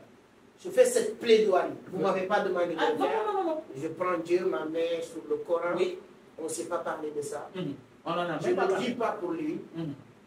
Mais ces grandes entreprises multinationales, ils sont toujours dans la recherche des bons profils qui viennent encadrer leur équipe commerciale, technique, l'équipe externe, comme tu as dit tout à l'heure. Je mets le numéro de Dr. J. Si vous appelez, vous n'allez pas tomber sur moi. Notre équipe technique va le faire. Et je pense que ce sera la personne idéale pour ça. Parce que ce que vous êtes en train de faire là, ce n'est pas une émission, c'est une formation. Et on n'a pas approfondi. C'est vrai. C'est dans ce sens, moi j'ai décidé, je vous avais en parlé, je vais organiser une formation. D'accord. Parce que ce qu'on a, parce qu'on ne doit pas laisser ça comme ça. On dit souvent, à chaque fois qu'un savant meurt, c'est une bibliothèque qu'on va enterrer. Moi, je veux vraiment, à mes maigres moyens, participer de telle sorte que cette savoir soit repartagée. Inch'Allah. Et on va organiser une formation. Premier samedi du mois d'octobre, on va vous revenir sur plusieurs informations qu'on va co-animer avec Dr Abdoulaye Dieye ici à Dakar. On va vous donner plus d'informations pour permettre les gens d'apprendre. Et on va aller jusqu'au secret du management organisation. Donc si vous avez une grande entreprise, je pense que, et ce qui me plaît le plus, j'ai jamais vu une personne aussi accessible, aussi modeste. Parce que moi, je rencontre beaucoup de personnes. Vous savez, vous me suivez sur cette scène. Il n'y a pas un grand leader dans notre domaine qui n'est pas passé ici. Philippe Simon, Tami Kabas, Coach Simon Oudrago, etc. Actuellement, on est en train de préparer la conférence de Claudel Loubissi. Pour vous dire, je connais comment les gens font sur ces arts de source. Mais il fait partie des personnes les plus modestes, les plus accessibles. Vous n'allez jamais l'appeler dans votre entreprise et le regretter. Et c'est pas... N'ayez pas peur. Il y a des gens qui vont dire, si je l'appelle, ils vont nous demander 5 millions, 10 millions. C'est pas... Vous n'aurez jamais un problème d'argent avec moi. Ça, je peux faire cette témoignage. Vous n'aurez jamais un problème avec lui. La seule chose qui va me faire plaisir, moi, qu'il m'appelle pour me dire qu'après cette émission, je travaille avec peut-être Expresso, peut-être avec Casamance, peut-être avec telle entreprise. Et si vous le testez, je vous le jure, vous n'allez pas le regretter. Et si vous mettez votre numéro, c'est comme si vous aviez mis le mien. Parce qu'on est ensemble, mon frère. Si on vous appelle, c'est comme si c'était tombé sur moi. Maintenant, on va continuer sur comment vous étiez sur communication externe. La communication communiquer avec l'État, l'État, les partenaires sociaux, les ONG, la société civile, les fournisseurs, la clientèle, etc. Amadou, vraiment merci beaucoup pour ces mots très gentils. C'est juste parce que vous êtes vraiment une personne qui est extrêmement généreuse. Et c'est Allah subhanahu wa ta'ala qui va prendre soin de votre business et de vos différentes entreprises. Inch'Allah, le meilleur reste à venir. Exactement. Moi, je vais m'investir corps et âme, Inch'Allah, pour que tu puisses atteindre tes objectifs. Et c'est moi qui te donne ma parole ici, sur ce plateau-là. Et je tiens en témoin là toute la communauté. Je m'investirai corps et âme pour que tu arrives là où tu veux aller. Inch'Allah. Vous savez, une entreprise, ce n'est pas parce qu'elle a 4 murs qu'elle n'est pas poreuse. C'est-à-dire, l'entreprise, c'est comme la peau humaine. Elle a des pores qui lui permettent de respirer. Donc, une entreprise, elle n'est pas hermétique. Une entreprise, elle n'est pas bunkerisée. Elle n'est pas bunkerisante, si je peux m'exprimer ainsi. C'est-à-dire, l'entreprise développe un certain nombre de relations avec un certain nombre de partenaires externes, comme il l'a dit. Il y a un très grand penseur qui s'appelle M. Mike Beer. Il a écrit un ouvrage qui s'appelle The Firm, c'est-à-dire l'entreprise. Et il a dit, les entreprises qui survivent le plus, ce sont les entreprises qui sont réconciliées avec leur milieu socio-culturel immédiat. Je vois mal une entreprise qui vient s'installer dans un milieu, qui emploie les jeunes de la localité, qui utilise les routes de la localité, mais ça c'est un mariage entre l'entreprise et le milieu, ça c'est une union sacrée. Parce qu'il y a un certain nombre de choses que vous partagez.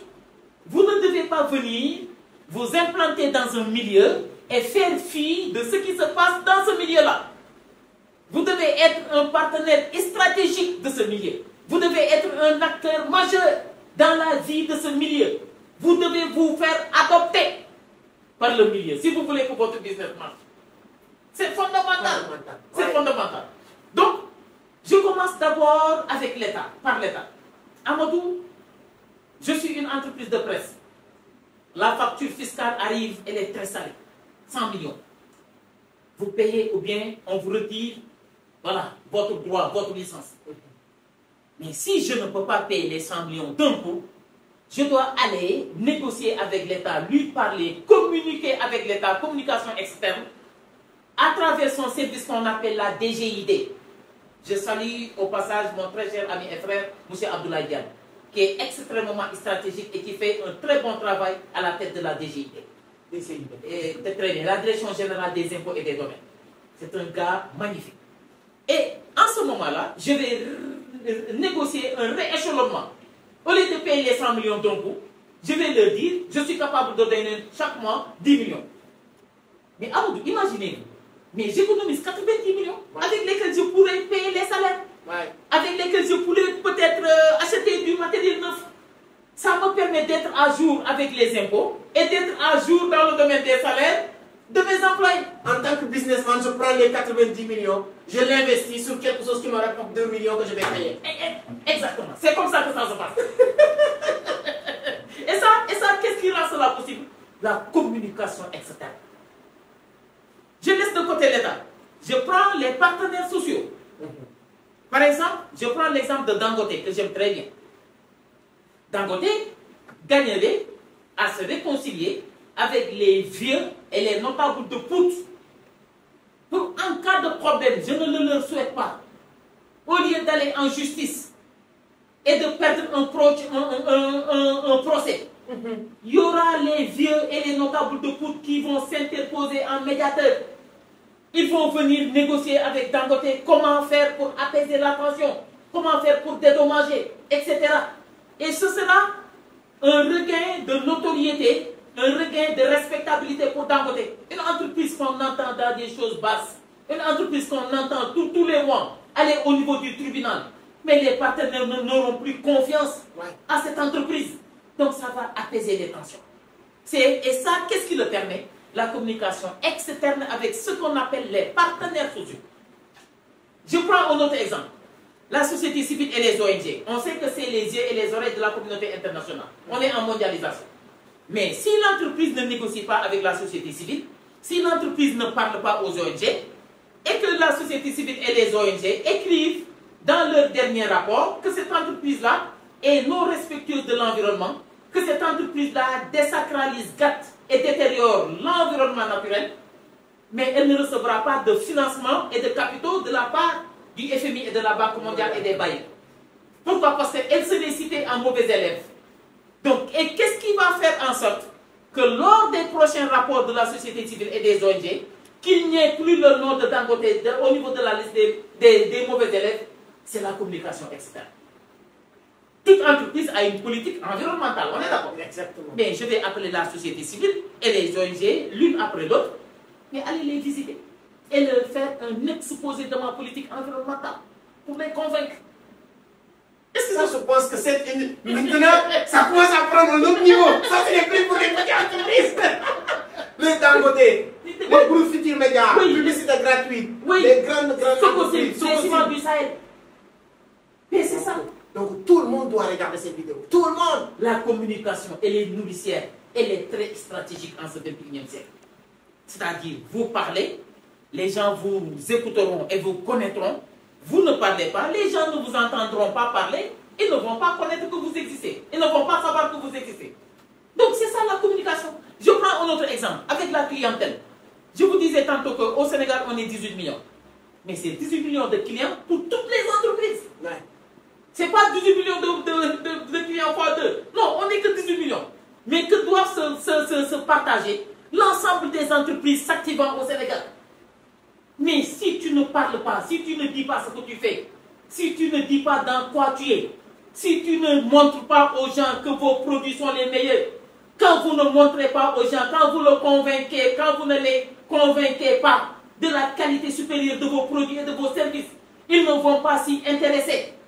Quand ils ne s'y intéresseront pas, ils ne vont pas les acheter. Quand ils ne les achèteront pas, l'argent ne va pas rentrer. Quand l'argent ne va pas rentrer, tu ne vas pas supporter tes charges de fonctionnement. Et l'argent, quand il ne va pas rentrer, tu ne supporteras pas tes charges d'investissement. La communication. La solution maintenant, c'est de fermer l'entreprise. C'est de fermer l'entreprise. Alors, quel est le sauveur? C'est la communication. Elle est extrêmement importante. Dernier acteur peut-être, entre l'entreprise et les fournisseurs. Vous êtes une entreprise qui fabrique de l'huile d'arachide. Cher Amadou, si vous n'avez pas de la poigne, si vous n'avez pas du leadership, vous serez le dernier à être livré. Ouais. Si vous n'avez pas de la poigne, si vous n'avez pas du leadership, non seulement vous serez le dernier à être livré en arachide, mais on va vous amener de la pseudo-qualité, de l'arachide qui n'est pas de très bonne qualité.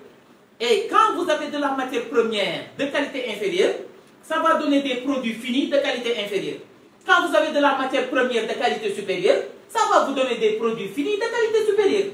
C'est la raison fondamentale pour laquelle, actuellement, donc, la communication, elle permet de fidéliser le maximum de clients, de les accompagner à travers une politique de fidélisation, à travers une politique de satisfaction client, à travers ce qu'on appelle la SAV, le service après-vente. C'est-à-dire deux entreprises qui sont là. Chez l'une, vous achetez un congélateur ou bien, je ne sais pas, un dispositif de climatisation. Ils vont non seulement vous le transporter, vous accompagner jusqu'à chez vous, vous évitez toute forme d'agression, mais vous l'installez. Ce ne sera pas la même chose qu'avec une entreprise qui ne va pas faire que vous donnez ça dans le magasin et se débarrasser de toi. Et se débarrasser de toi. Regardez-moi les deux. Les gens vont s'intéresser à la première entreprise. En tout cas, sur la formation que nous allons lancer, M. Jay va encore approfondir la partie communication, parler aussi des petites entreprises, comment ils vont le faire. Absolument. Et moi, je vais m'occuper de vous maintenant, à la fin de ça, comment monétiser, une fois faire une bonne communication, comment vendre, comment gagner de l'argent, parce que c'est un domaine qui me passionne le plus. Et puis moi, j'ai envie même d'apprendre ça de vous. Non, on va échanger beaucoup de choses. Ah oui, je pense qu'on ne pourrait pas. J'ai 4 questions qui restent, parce qu'avec le temps, oui. Je sais qu'avec toi, on ne va jamais... Et je pense qu'on va revenir. Dis-moi sur les commentaires, si vous voulez encore, docteur, revenir encore, dites-le nous sur les commentaires. Parce que la dernière fois, vous l'avez bien dit, donc ce sera un grand plaisir. Tout à l'heure, vous l'avez dit, hein. Je vais revenir sur l'état actuel du Sénégal, les nouvelles autorités, les ministères, les directeurs. Je vois qu'ils sont en train de nommer des gens très jeunes. Mais on va aller sur les images. J'aime bien cette partie de l'émission.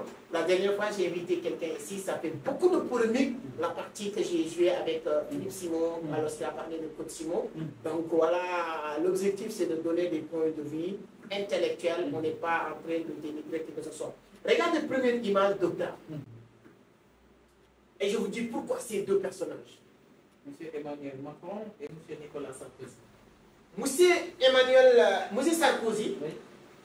plus ou moins, il est accusé de créer cette guerre de l'Afrique de l'Ouest, surtout au niveau du Sahel, en tuant Kadhafi. Oui. Et toutes ces personnes sont sorties et s'est migré vers ces pays-là, qui a créé ce désordre qu'on a en Afrique, que nous aimons tous. Absolument. Qui sont nos frères des pays du Sahel. Monsieur Macron, on dit qu'il est l'un des participants ou pionniers de cette guerre de l'Ukraine et la Russie. Si tu pouvais analyser ces deux personnages, toi qui as fait la France, tu as même reçu, je pense, une lettre de Sarkozy. Absolument, je l'ai fait moi. Quelle est la différence de ces deux personnages en tant que politique? Moi, je pense que c'est deux pions différents pour un même système. C'est le système français. Donc, vous savez que les personnes s'en vont, les paroles s'envolent, mais le système demeure et reste. Donc, à un certain moment donné, c'est le pion Sarkozy qu'on a changé et on a amené un pion qui s'appelle Macron. Mais le système politique, à la base, reste le même. Et il y a De Gaulle qui disait, les pays n'ont pas d'amis, ils n'ont que des intérêts. C'est-à-dire, la France, nous, Sénégalais, ne nous attendons pas à ce que la France vienne défendre unilatéralement les intérêts du Sénégal. Ils n'ont pas leurs intérêts. Elle ne le fera pas. La France défend d'abord les intérêts de la France. C'est à nous, Amadou, Africains, en général, et Sénégalais en particulier, de défendre nos causes respectives, de parler d'une seule et même voix lors des négociations internationales. Imaginez-vous, il y a 25 pays africains qui sont en Chine actuellement, au niveau du FOCAC. Donc, pour vous dire que l'Afrique gagnerait plus et mieux à parler d'une seule et même voix, c'est-à-dire la voix africaine, la voix du panafricanisme africain. Anta Diop disait que le jour où l'Afrique s'unit et utilisait une langue comme Swahili, l'Afrique deviendra plus forte, comme disaient aussi beaucoup de grands leaders. Donc, si je comprends bien, ce n'est pas Macron qui est le problème, ou Sarkozy, mais le système français. Le système français qui privilégie les intérêts de la France. Quoi qu'il arrive, et quoi qu'il coûte. Et puis, c'est tout à fait légitime.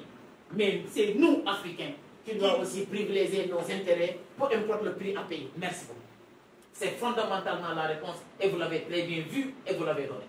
Ne nous attendons pas à ce que les jeunes Chinois, à ce que les jeunes Français viennent construire le Sénégal à la place des jeunes Sénégalais. On a besoin de ce patriotisme-là des Sénégalais. Vous savez, nos dirigeants ont besoin d'être accompagnés de cette fougue et de cette masse populaire derrière eux pour pouvoir atteindre les objectifs.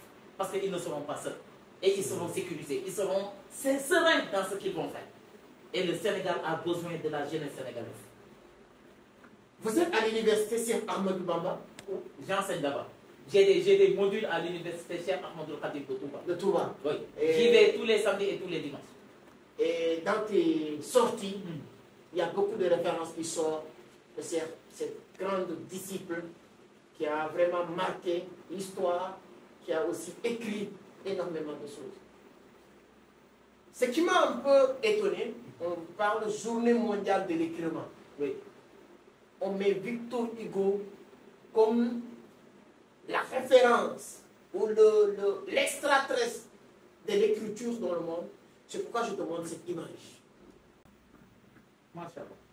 Masha'Allah. Cheikh Ahmadou Bamba et M. Victor Hugo. Victor Hugo qui a écrit sur le prophète Mahomet. Je te souviens.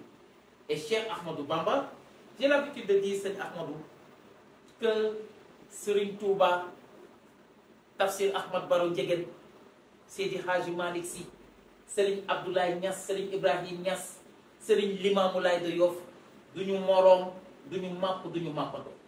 Amuñu moroom c'est bi. Et ce qui nous ont amené comme projet de société.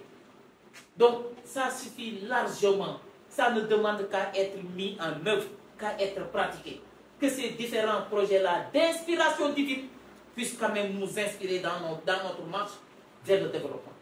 Je l'ai dit tout à l'heure, notre seul défi, ce n'est ni l'émergence, ce n'est ni le développement, mais c'est de nous approprier nos réalités socioculturelles de base. Mais nos pères fondateurs là, ils n'ont pas démérité. Ni, ku leen fi teg wala nga bàyyi leen fi di wëri Rasulullah alayhi salaatu wasalaam doo ko gis. Parce que nous, nous fi représente. Nous fi représente. Mais à Thiès, tu ne verras jamais le président Bassirou Diomaye à Thiès. Pourquoi? Parce qu'il y a le gouverneur de Thiès qui le représente. Mais ici, au Sénégal, nos aïeux là, nos pères fondateurs dans le domaine de la religion, c'est eux qui représentent, et de la meilleure des manières, l'honorable prophète, paix et salut sur lui, Mohammed alayhi salam. Donc aujourd'hui, l'heure est venue d'exploiter cet immense potentiel socioculturel donc légué par Cheikh Ahmadou Bamba Khadim Rassoul. Malheureusement, le mouridisme souffre de choses telles que la doctrine, elle est jeune, elle est nouvelle. La personne qui l'a fondée est de peau noire, et dans l'imaginaire occidental, tout ce qui vient de l'homme noir est inférieur. Ce qui est totalement faux. Parce que Serigne Touba le dit dans Massalikul Jinan. Ce n'est pas la peau de l'individu ne saurait déterminer l'ignorance de la personne ou sa mauvaise compréhension. C'est ce qu'il dit dans Massalikul Jinan.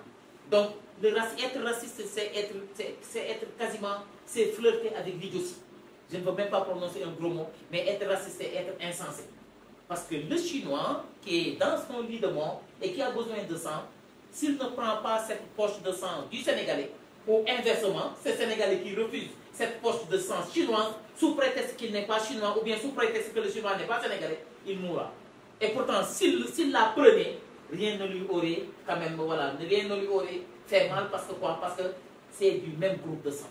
Ce que j'ai envie de dire, c'est quoi? Écoutons la parole de nos aïeux, écoutons la parole de Cheikh Ahmadou Bamba, écoutons la parole de Tafsir Ahmad Baro Ndiéguène, inspirons-nous de ses Hadji Malick et de ses écrits. Écoutons la parole de Baye Niass et de son père Serigne Abdoulaye pour pouvoir construire ce Sénégal-là. C'est ce que j'appelle l'endogénéisation, l'intraversion de notre système d'éducation. Ce n'est pas un système qui va éduquer en s'inspirant de valeurs étrangères, mais c'est un système qui va éduquer en s'inspirant de valeurs endogènes. Parce que l'heure est venue quand même pour savoir que la véritable identité qui va décoller l'Afrique, qui va faire décoller l'Afrique, c'est l'identité culturelle africaine. Parce que le développement, il n'est pas extraverti, mais il est intraverti. Il est inspiré par la culture d'appartenance. Cher Amadou, tu n'as jamais vu un arbre pousser comme ça. Un arbre, il n'est jamais comme ça.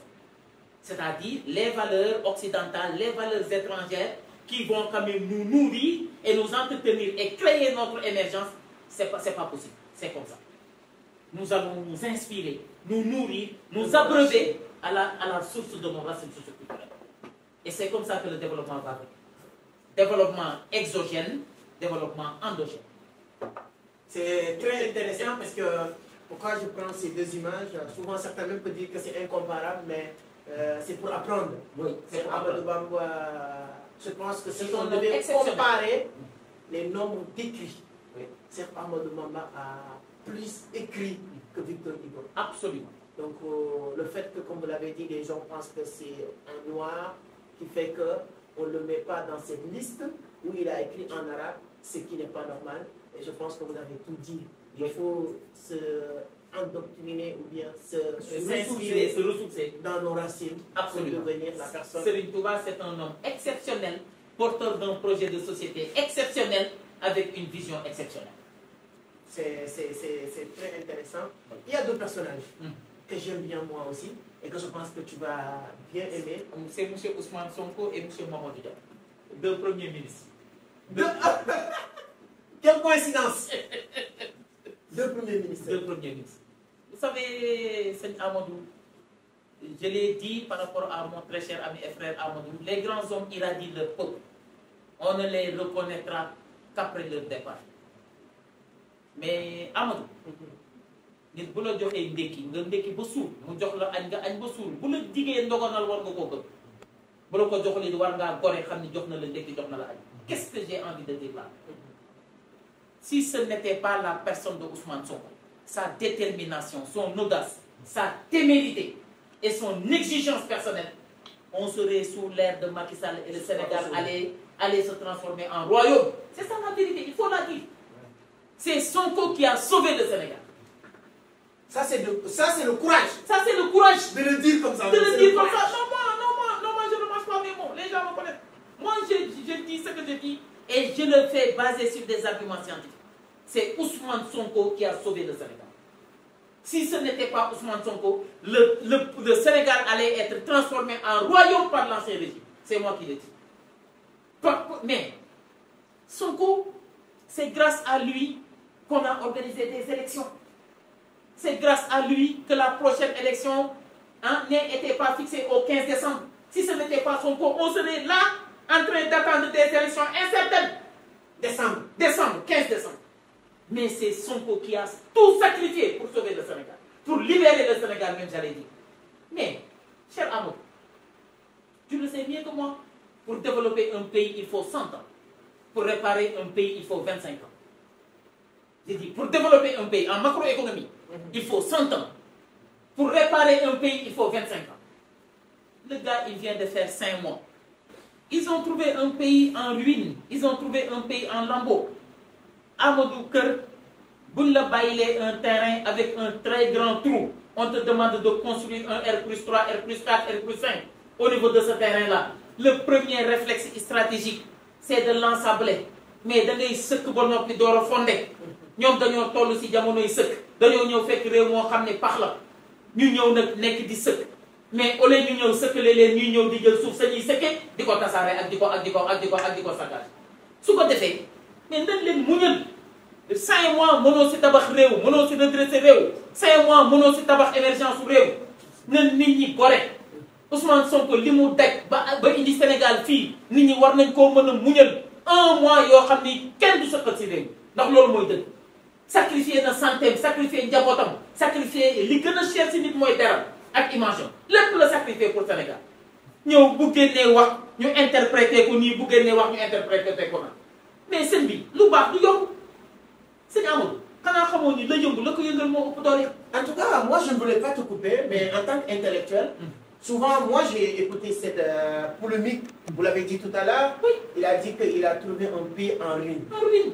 Mais il y a certains intellectuels qui sortent pour dire qu'il ne devait pas dire, ou bien c'est bien le formuler, ou bien, comme on dit, les intellectuels aiment interpréter tout. Boo yéegee si mbaam mi ñu ne amul yërmande boo doxee ñu ne dof la mais finalement da ngay takk ay erreurs avancées.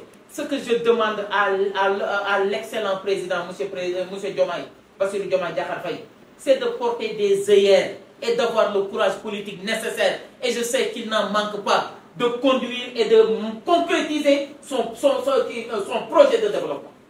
Il faut qu'il porte des œillères. Le chien aboie, la caravane passe. Ce qui compte le plus, ce n'est pas voilà, ce bilan-là de 5 mois que les gens disent, mais c'est le résultat final qui est le plus important. Et je sais qu'ils vont construire ce pays-là, parce que c'est Allah subhanahu wa ta'ala qui les a envoyés. Et les missionnaires, ils ont toujours été incompris à leur début. Mais c'est à la fin qu'on reconnaîtra leur véritable valeur et leur véritable dimension. C'est très intéressant et je pense que moi je le dis, parce que quoi qu'on puisse dire, Ousmane Sonko a du mérite. Beaucoup. Le mérite qu'il a, c'est ce qu'il a sacrifié. Et j'ai écouté l'une des opposants de cette régime cette semaine qu'il a dit quelque chose. Il dit que j'ai jamais apprécié Ousmane Sonko parce qu'on n'est pas d'accord, c'est vrai. Mais il a dit qu'il y a une seule chose que je ne peux pas nier, c'est-à-dire que je ne peux pas ne pas apprécier, c'est que le fait qu'il sait que stratégiquement, moi je ne peux pas aller, je laisse quelqu'un d'autre aller à ma place pour être président. Il n'a jamais vu ça en politique. Mais l'autre générosité, c'est ça la vraie générosité. C'est ça la véritable grandeur. Si c'est pas moi, les autres disaient si c'est pas moi, c'est personne. Mais regardez et lui, il dit que si c'est pas moi, c'est l'autre. Mais regardez sur les terrains de foot. Hein? Mais il y a beaucoup de buts qui ne réussissent pas parce que le gars, il veut les marquer lui seul, lui-même. Ils ne font jamais de passe. Mais Ousmane Sonko, il a fait la passe au président Diomaye Faye. S'il avait dit c'est M. Amadou Seck, mon candidat, aujourd'hui vous seriez devenu président de la République. C'est lui qui a élu les maires. C'est lui qui a élu les députés. Il a fait campagne en sachant qu'il n'allait pas être élu. Il est allé jusqu'au fin fond du Sénégal, en caravane, pour les autres. Pour les autres, Amadou, imaginez-vous. C'est lui qui a élu le président de la République du Sénégal. Et il est là. Les gens continuent à zager de sa personne, à médire l'homme, à dire n'importe quelle fausseté. Mais ce n'est plus excusable. Qu'ils passent à l'essentiel, qu'ils fassent ce qu'ils ont à faire. Et avec la froideur la plus requise. C'est ça l'essentiel, M. Amadou. Et ils seront attendus dans ça. C'est sur ça qu'ils seront attendus. C'est très, très important et je pense qu'avec la prière de tous les Sénégalais, il y aura des résultats. Parce que je pense qu'un bon Sénégalais, un bon Africain, ne doivent même pas souhaiter un président d'échouer. Mais on est tellement, je ne sais pas c'est quoi notre problème, jusqu'à tu vois des gens qui souhaitent leur président d'échouer dans leur propre pays. Comme disait Sylfano, de prier pour que, pas pour que la prox soit sauvé. Mais toi, ne prie pas pour, que tu sois sauvé. Exactement. Mais priez pour que la pirogue soit sauvée. Absolument. Donc, et en coulisses et dans les couloirs, vous êtes un grand fan et un grand accompagnateur du président, un grand accompagnant du président Bassirou Diomaye. Vous ne dites que du bien de ces deux personnes-là, parce que vous avez compris. Parce que vous n'êtes pas n'importe qui avant. Ces gens-là, ils ne sont pas n'importe qui. Ce sont des hommes de valeur, des missionnaires politiques que le bon Dieu nous a envoyés pour renverser cette tendance. Parce que l'heure du Sénégal a sonné et le Sénégal doit se développer dans les meilleurs délais. Moi, quand je vois que le Sénégal a du pétrole et du gaz, moi qui ai l'habitude d'aller dans les pays comment il s'appelle, arabes, comme Dubaï, comme Émirats et tout, je me suis dit qu'avec une bonne vraiment politique, ça peut marcher. Parce que moi, ce qui m'intéresse le plus, c'est le développement du Sénégal. Je serais fier de voir le Sénégal, l'Afrique d'une manière générale, très bien développée. Les pays qu'on appelle les pétrodollars, les pays arabes, mais leur développement c'est dans les années 80. Ouais. Ils se sont développés grâce au pétrole. En 30 ans, ils sont devenus ce qu'ils sont devenus. Et pourquoi pas plus? Mais ayons le courage et l'audace nécessaire.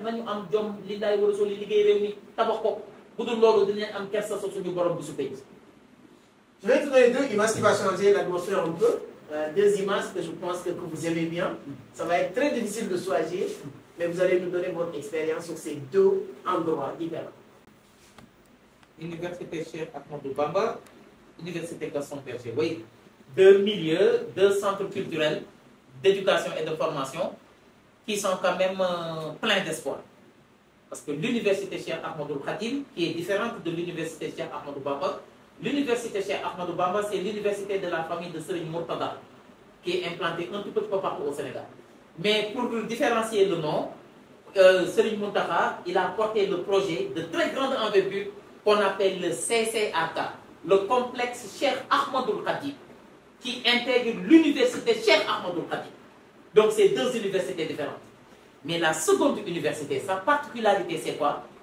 Elle est connectée au système LMD. Actuellement, il y a plus de 1000 jeunes qui ont 6 ans, qui sont hébergés, nourris, entretenus, habillés et soignés par le Khalif.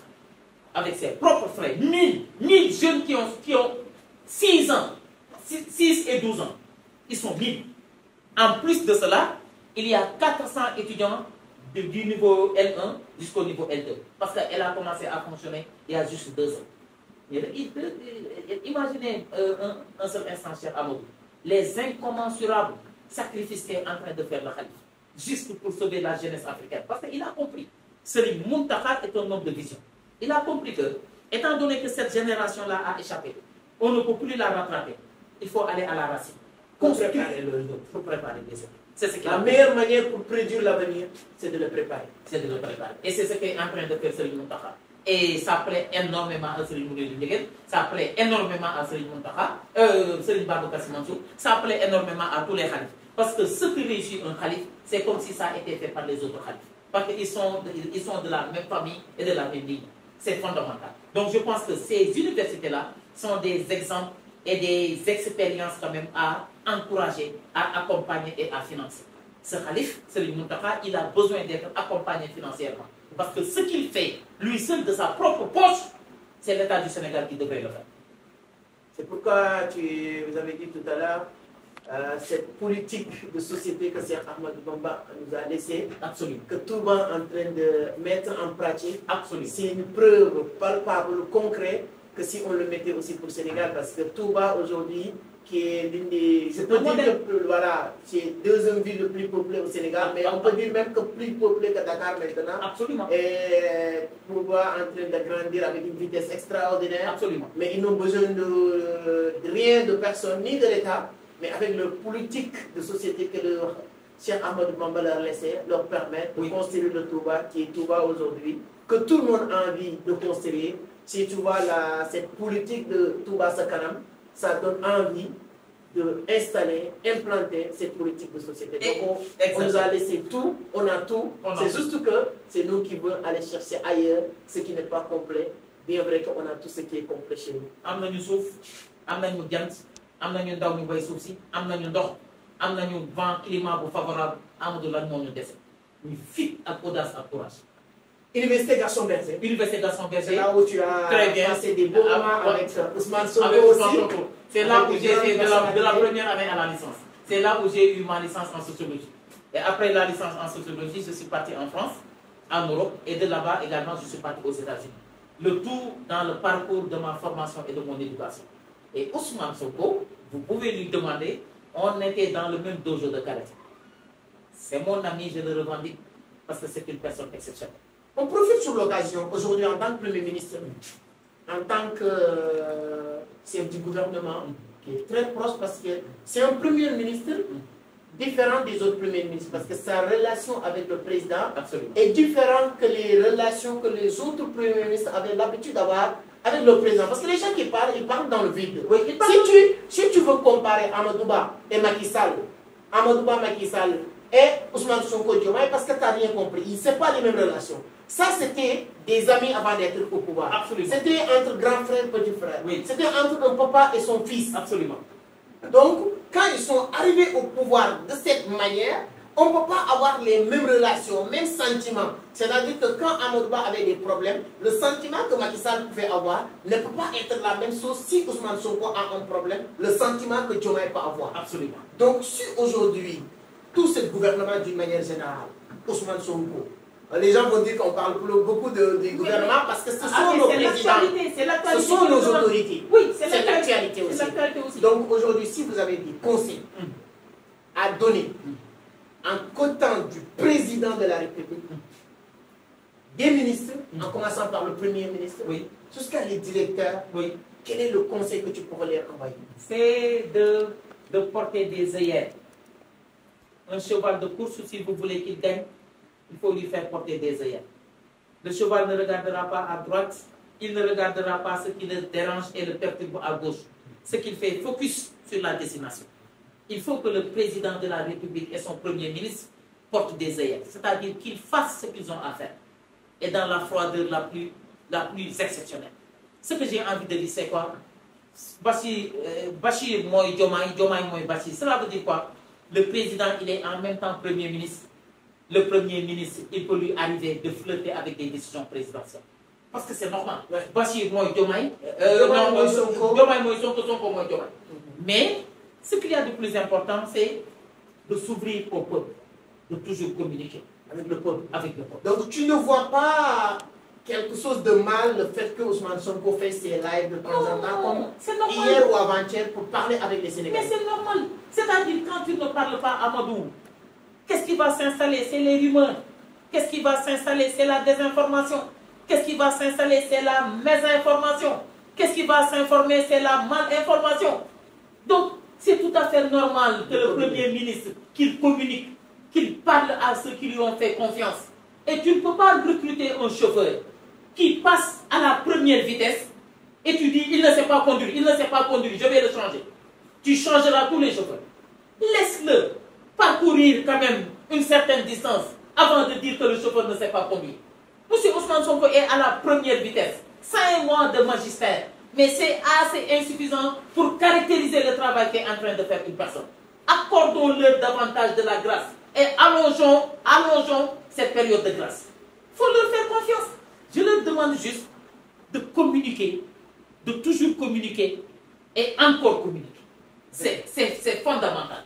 Deuxième chose, d'avoir ce désir de changer le Sénégal. Quoi que cela puisse coûter. Le désir de changer le Sénégal. Non, formatés. On va voir passer, mais bon. C'est ça. Le désir. Le désir de changer le Sénégal. Quelle que puisse être l'appréciation des fois négative qu'en feront les Sénégalais. Mais l'essentiel est que c'est le résultat qui compte. Et le deuxième dé, qu'il pose des actes et des actions stratégiques majeures. La décision de passer à l'action. Quel du jëf baraw la ngay wax ba dab ko ñoom nañu nekk si jëf bàyyi ñuy wax di wax nañu nekk ñoom si jëf li ñu war a nekk nañ si nekk di jëf te bàyyi waxkat yi ñuy wax. ñetteel bi mooy ils sont assez disciplinés, ils sont assez déterminés, c'est des hommes de valeur, mais c'est des hauts cadres de l'administration sénégalaise. Il faut continuer à leur faire confiance, il faut continuer à les accompagner, il faut continuer à se mobiliser derrière ces hommes exceptionnels que le bon Dieu nous a donnés. Les gens vont dire que je suis pro Sonko, je suis pro Diomaye, qu'importe. Moi, le plus important, c'est que des fois, moi, je ne suis pas dans les détails. Moi, je veux que la mentalité sénégalaise... Tu aimes le Sénégal, c'est juste ça. Tu veux que le Sénégal se développe. Exactement, très cher frère. Passons à l'essentiel et laissons de côté les détails. Les directeurs. Les directeurs. On parle beaucoup du directeur de port aujourd'hui. Il s'appelle, je pense, Waly Diouf Bodian. Oui. Beaucoup de directeurs aujourd'hui.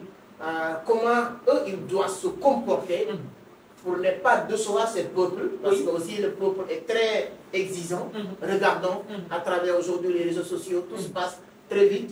Donc, qu'est-ce qui doit être l'attitude et le comportement de ces directeurs pour mieux encore? La première attitude, je leur conseillerais très modestement de s'emmurer, de construire un mur humain autour d'eux.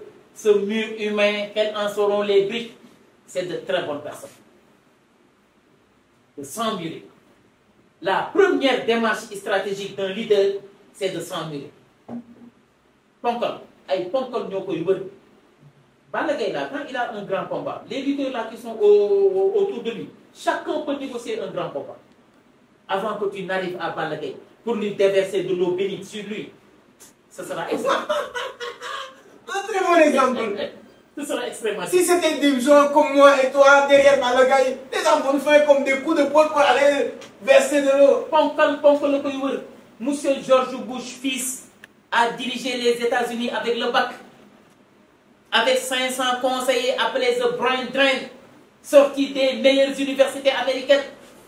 C'est les majors de leur promotion qui ont été recrutés et qui constituaient l'entourage de Bush fils. C'est avec ça qu'il a construit les États-Unis. Ou bien une grande partie de l'économie américaine. On disait bien, il est fort, c'est pas lui, c'est les collaborateurs qui sont forts. Ouais.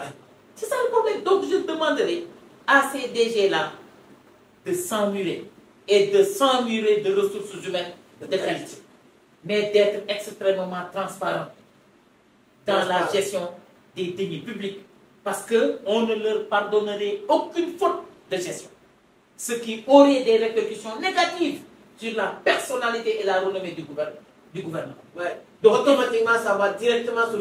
Les gens même, quand il y a un directeur maintenant va fouter maintenant, les gens ne vont pas dire le directeur ou le président de la République. Les gens, ils ont un problème personnel, je pense, avec Sonko. Ils vont dire, le Sonko quand même est directeur. Mon très cher frère, les deux mots, c'est quoi? Exemplarité et responsabilité. Exemplarité et responsabilité. Exemplarité et responsabilité dans la gestion des deniers publics. Troisième astuce, c'est d'être extrêmement discret et dévoué à la tâche. La discrétion. Parce que les gens les ont à l'œil. Et il ne faut pas essayer de se vanter. Se vanter. Sortir modestement. Voilà. Moi, je pense que les directeurs là, moi, je pense même que c'est pas normal si les directeurs sortent avec des convois de voitures. Vous êtes directeur, je pense que sortez avec une seule voiture. Moi, un directeur, personne ne va vous tuer. La sobriété. Il faut pas être peur. Voilà. Les directeurs généraux, je pense que... Être sobre. Voilà, il faut partir avec une seule voiture, 2 à 4 personnes qui vont vous accompagner. On vous connaît. Si vous partez quelque part, on sait que vous êtes directeur. Les gens vont vous donner cet respect. Absolument. Donc voilà, la modestie et la discrétion, c'est important. Très bien. Et l'autre astuce fondamentale que je leur conseillerais, c'est le travail, le contrôle et la sanction. Il n'y a que ces 3 choses-là qui développent un pays. C'est le travail acharné et omniprésent à tout point de vue. C'est le travail qui nous évite ces 3 choses, l'ennui, le vice et le besoin. Le Sénégal ne manque pas d'eau, le Sénégal ne manque pas de terre, mais le Sénégal a soif de travail acharné. Le travail. Avec le culte du résultat et le sens de l'innovation. Deuxième astuce, le contrôle. Responsabilise qui tu veux, délègue des tâches à qui tu veux, mais contrôle derrière. La confiance n'exclut pas. Merci beaucoup, cher Amadou. Vous me rappelez une très belle phrase, la confiance n'exclut pas le contrôle. Et après avoir contrôlé maintenant, il faut qu'il soit le travail, le contrôle et le troisième mot, c'était quoi? Le travail, le contrôle et la sanction. Après avoir contrôlé, il y aura des gens qui auront bien fait leur boulot. On les félicite.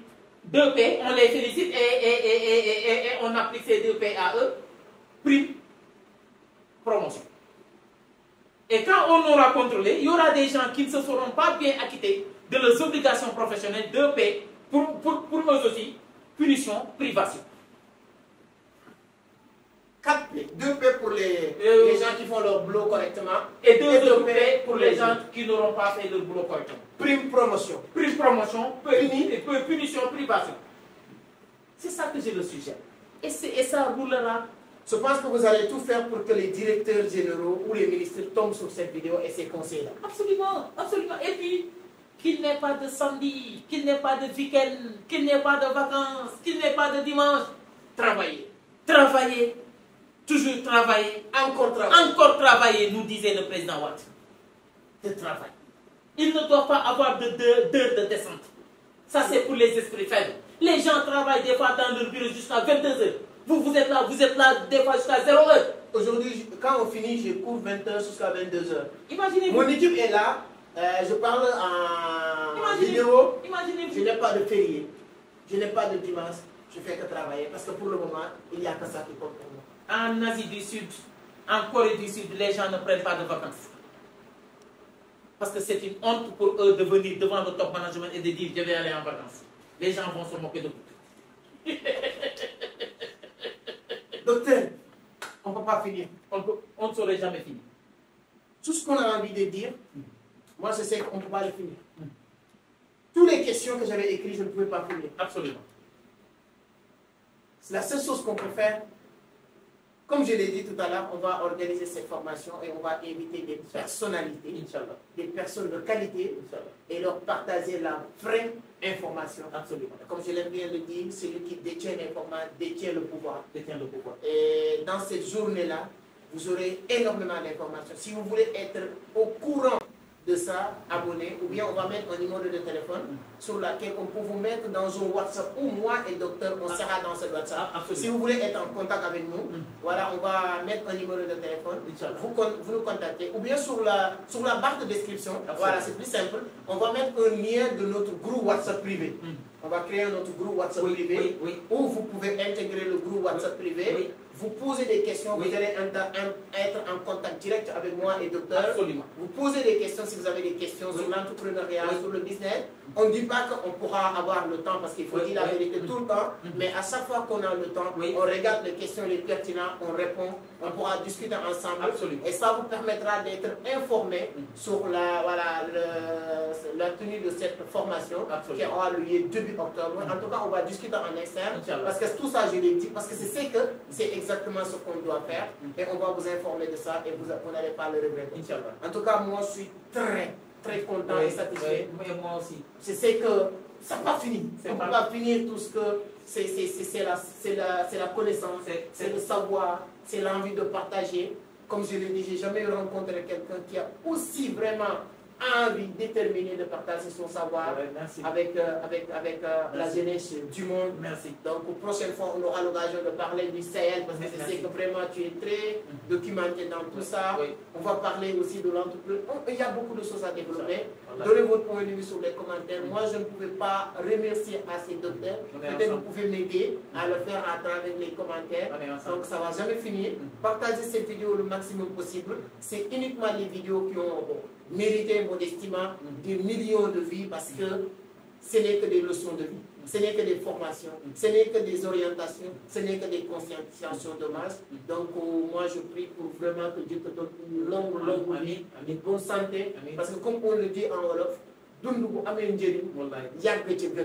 donc si une vie a de l'importance, il faut une longévité pour qu'on puisse continuer à avoir de la valeur. C'est un arbre avec des fruits. La seule chose qu'il nous reste à faire, c'est de récolter. Merci encore une fois, docteur. Vraiment, ça vient du fond du cœur. C'est ce que je viens de dire. Merci beaucoup. Donc, je vais vous laisser les mots de la fin avec toutes les personnes qui me suivent dans le monde. Vraiment, merci beaucoup à tout le monde. Merci beaucoup à la grande communauté, donc pilotée par l'éminent M. Amadou Seck. Amadou, que je ne peux que encourager, que je ne peux que féliciter. Vraiment, et encore prier pour que Allah subhanahu wa ta'ala laisse encore longtemps parmi nous. Sachez que vous n'appartenez plus au Sénégal, vous n'appartenez plus à l'Afrique, mais vous appartenez au monde entier. Vous êtes devenu ce citoyen monde-là dont je parlais tout à l'heure. Amadou, c'est la gentillesse, c'est la générosité, c'est le respect. Mais c'est l'exigence individuelle. C'est quelqu'un de très bien.